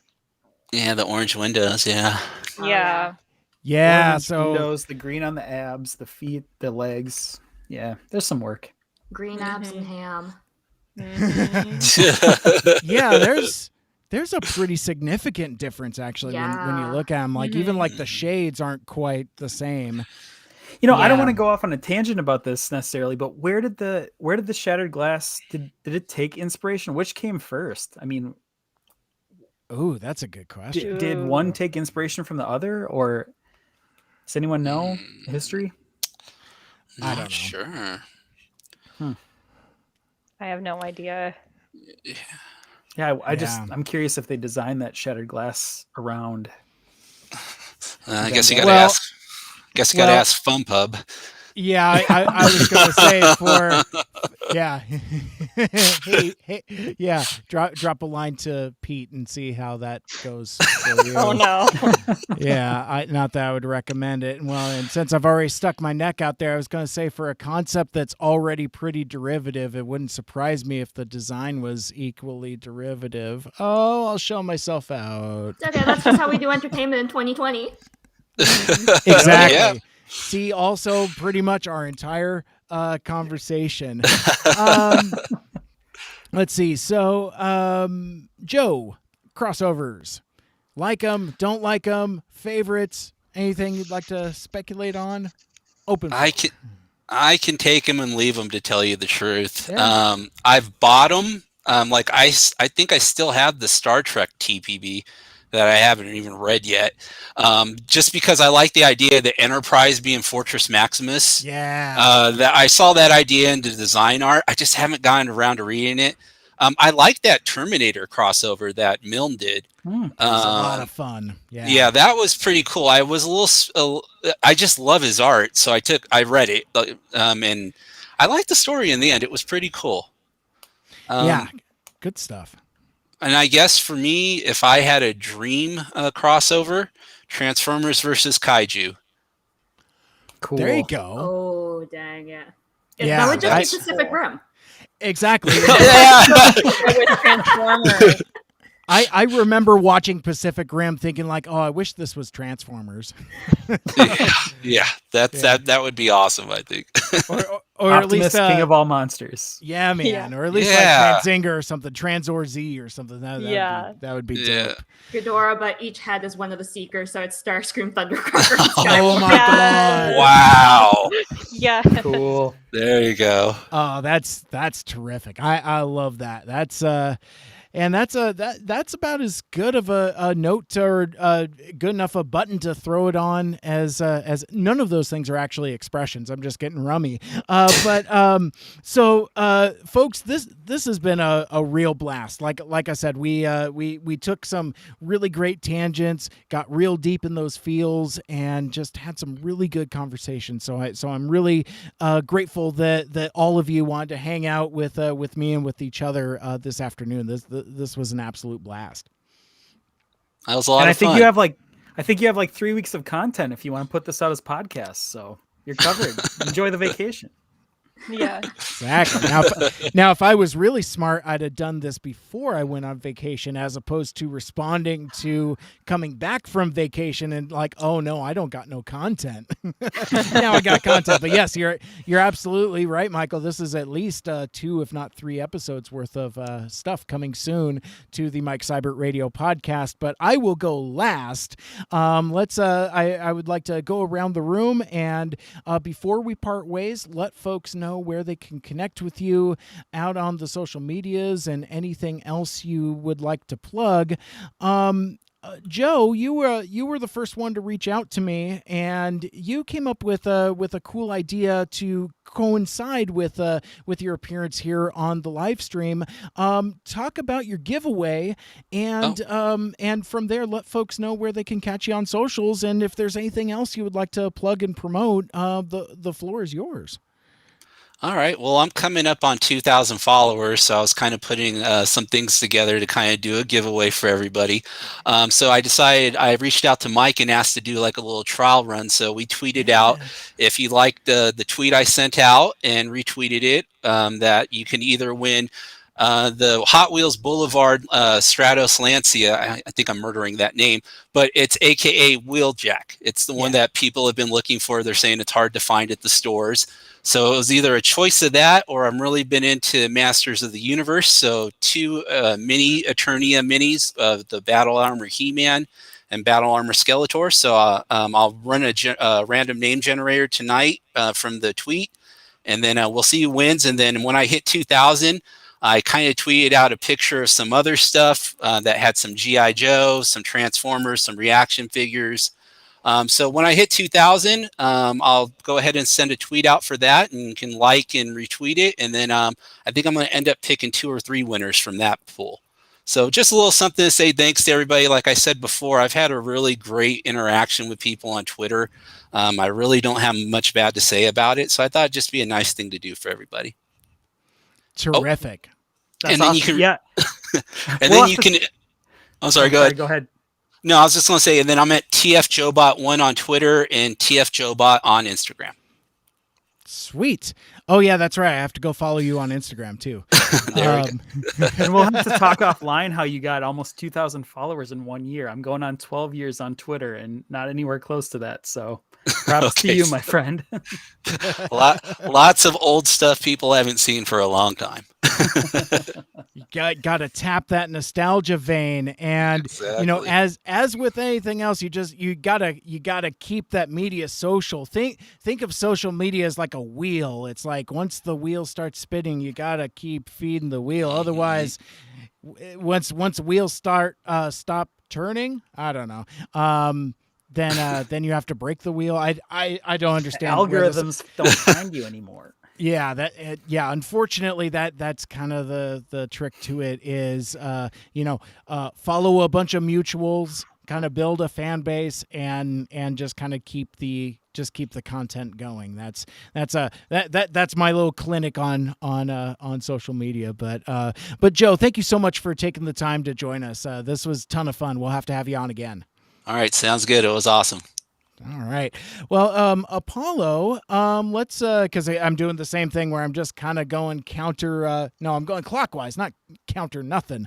Feel free and let us know where we can connect with you on socials, and let us know about the good work you do with the transmissions folks, and anything else you want to promote. I was like, wait a sec, I'm doing the entire thing for them. Yeah, you're doing it for me, Mike. Thank you for that. No, so you can find my personal Twitter. It's at RoboApollo. It's actually both on Twitter and Instagram. I'm an artist primarily. I do have commissions open, so if you'd like a commission, DM me. Info's in my pinned tweet. I also am a guest host once a month on the Transmissions podcast, and I'm actually looking up their handle now. I should know this by now. So if you just search for Transmissions podcast, it's spelled TRNSMISSONS. That's their handle. They're on Twitter as well, and I'm a guest host on there once a month, and they do a really good job of going over Transformers news. The format is the same every episode, so they go over toys, news, and other stuff, like media news, comic book reviews. So there's my current price list on commissions. Yeah, so I just finished up a big commission actually for transmissions. So oh, nice. Yeah, and I can't show it yet. NDA. Yeah, I don't know if I should. No, I think it's fine for me to say that I did it for them. But anyways, can't show it yet. Super excited about it. It's gonna be follow their social media account to find out more about that when news comes out about that. But so, and I also like interacting with people on Twitter. So yeah, just give me a follow. Terrific. Not to put you on the spot, but you going to be at Cyberverse? Probably not, because I had made plans already that weekend. It's my sister's birthday, and so I'm supposed to be in California that weekend, but I don't know with how the pandemic is. Like, if plans change, I'll be there, but if not, probably not. Got it. Okay, so sister, if you're listening, sorry, this is your official artist. Well, she's not listening. She's not listening. But yeah, like I don't know. 3 people are still watching. That's true. But I think you're gonna have more of a problem with California just being constantly on fire than the Delta variant could ever give you. Yeah. So no, I'd planned this trip before Cyberverse was announced, and I feel like I'm cursed to never go to this convention that's within driving distance of me. So. Yeah, maybe a different time. It's gonna happen though. It's gonna happen. Yeah, exactly. So again, Apollo, thank you as always for being such a cool friend and fan of my show. We've done many of these shows together, and I really appreciate your insight, and I truly appreciate you being so enthusiastic about my stuff. It keeps me excited to keep doing this kinds of stuff, if that makes sense. It does. No, I'm glad. I think you do a great job as a podcast host. Oh, thanks. That's very sweet. Maybe one of these days when they're looking for content creators to actually host these Fan First Friday things, give me a call, Mr. Hasbro. John Hasbro, I'll host your streams. I don't know if I could keep them to 30 minutes though. I think brevity and acknowledgement of the clock is something that a good live stream host would actually need, and we're going on hour number 3, so that's definitely not my first best strength, but I appreciate that. Thank you.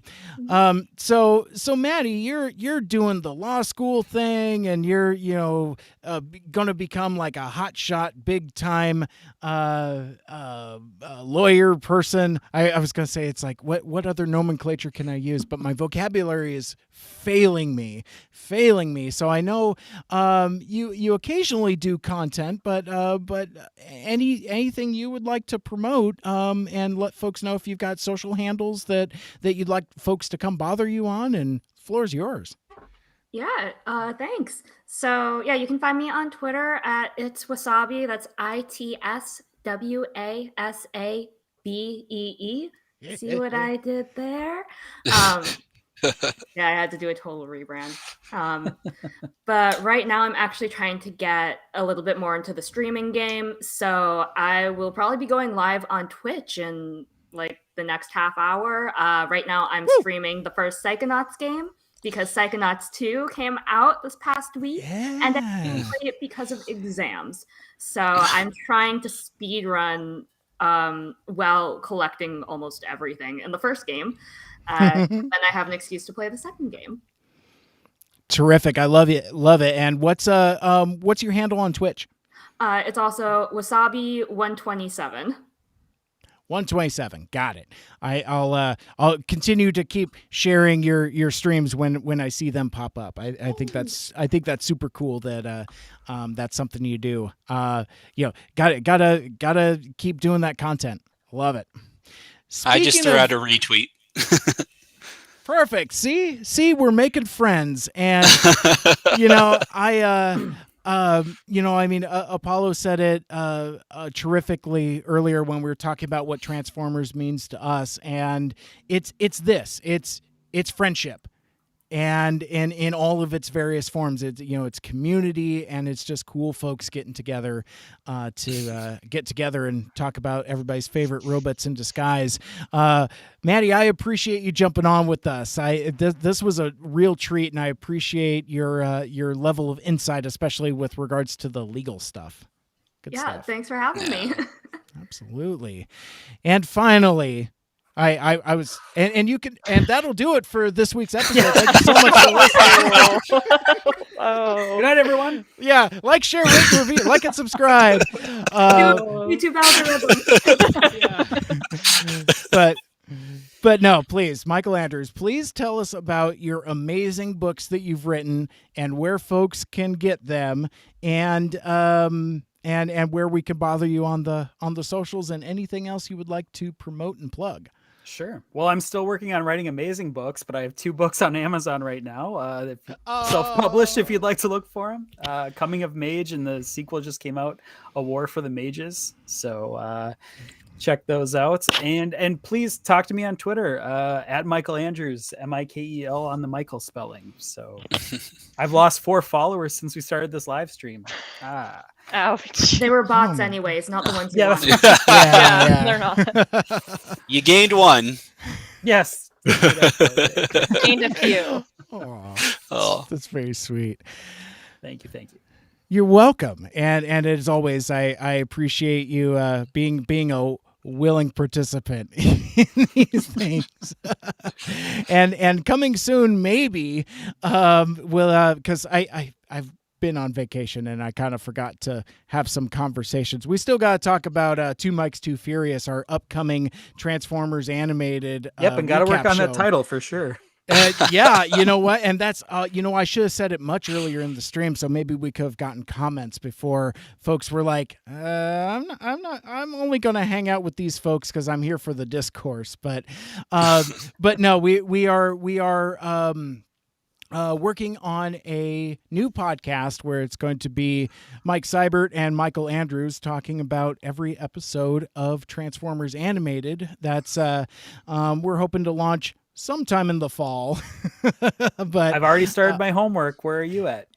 So. Well, the component of my homework is again, this is a new confession for folks that may be tuning in way late to the stream. I haven't watched Transformers Animated. I have seen one episode. I've seen the pilot and I've watched it twice. And then so once I started chatting with Michael Andrews, we had a whole another discussion about it, and it was basically like, wait, stop, don't watch no more, because collaborate and listen. Yeah. Because we saw some opportunity there, because Michael's a huge Transformers Animated super fan, and for me, TFA is the one series more than anything else that my friends have said, wait, you haven't watched that? Get your life together. I've got a couple folks that stand for TFP as well, and I'll get there, but it's like, I mean, even like the G1ers are like, dude, you need to watch TFA. It is right up your alley. So and I think you do have to watch it before Transformers Prime. I feel like that's the long con here, is we need that podcast more than anything else. That's really good to know. Very nice. But yeah, we're working on that. Different shows. Oh, sure. Absolutely. Absolutely. But yeah, we're operating under the working title Two Mikes, Too Furious, because we are two Mikes and we are too furious. I kind of love that. And then your tagline can just be family. Yeah. You can take full advantage of the family meme. Yes. Two Mikes, Too Furious, a family podcast. I love it. There you go. It's amazing. There you go. And nobody will ever find it because it doesn't have anything Transformers related. You know, who needs SEO? Who needs that search engine optimization anyway? It's a myth. But relevant to Michael Andrews' book and interest, we actually just did a super podcast recently with myself, Michael Andrews, and cover artist Aaron Thweet from the Autopod Decepticast, and the two of us sat for like 2.5 hours talking about his Michael Andrews Awesome's book, Too Mage, Too Furious, then the coming of Mage saga there. But anyway, so if you want to know more about those books, go check out that podcast. That was like 2-3 weeks ago. And then we did a whole nother accidental pre-show grab-ass show where it was just us talking about Transformers for about an hour that I somehow edited into a listenable podcast. So that's a ton of fun there. But yes, anything else? You looked like you were leaning in for your microphone there. No? No. Me? Very good. Yes, you. No, my beer's right here. Sorry. I just grab it. It's like a moth to a flame. Nice. Oh my gosh. I'm all on right. vacation. Hashtag. Staycation is all I ever wanted. Staycation had Time to not get away. All right. Well, and with that will wrap things up for this week's episode. Thank you so much for listening to the podcast and watching the live stream here and hanging out with us. And if you want to listen to all of my past shows, all of my Mike Seibert Radio podcasts, you could subscribe on Apple Podcasts, Stitcher, Google Podcasts, Spotify, TuneIn, or wherever the hell else you listen to your podcasts. And you could check out the full show archive out on SoundCloud. 5 years and over 300 episodes worth of shows there. And you can become a Mike Cybertronian and join the MSRP Friends and Fans Facebook group and tune in for another edition of the Mike Seibert Radio podcast live stream that is streaming on Twitter, YouTube, Twitch, and Facebook Live. Like, share, rate, and review the show. Let us know what you'd like and what you'd like to hear more of in the future. And for the algorithm, like and subscribe. Oh man, so for my guests, Joe Bot and Apollo and Maddie and Ultra Mike-ness, my name is Mike. This has been Mike Seibert Radio, and until next time, wear your Macs. I mess this up all the time because I stopped doing it for a while, and because it's like get your mask. wear your vax. No, that's dumb. Get the vaccine, wear a mask, and until next time, tell all are one, make good choices. Till all are one. Yes. Till all are one. Till Nice meeting all y'all. are one. Hey, it was nice meeting everybody. This Yeah, was it's great. nice to meet you. Yeah. I'll be sure to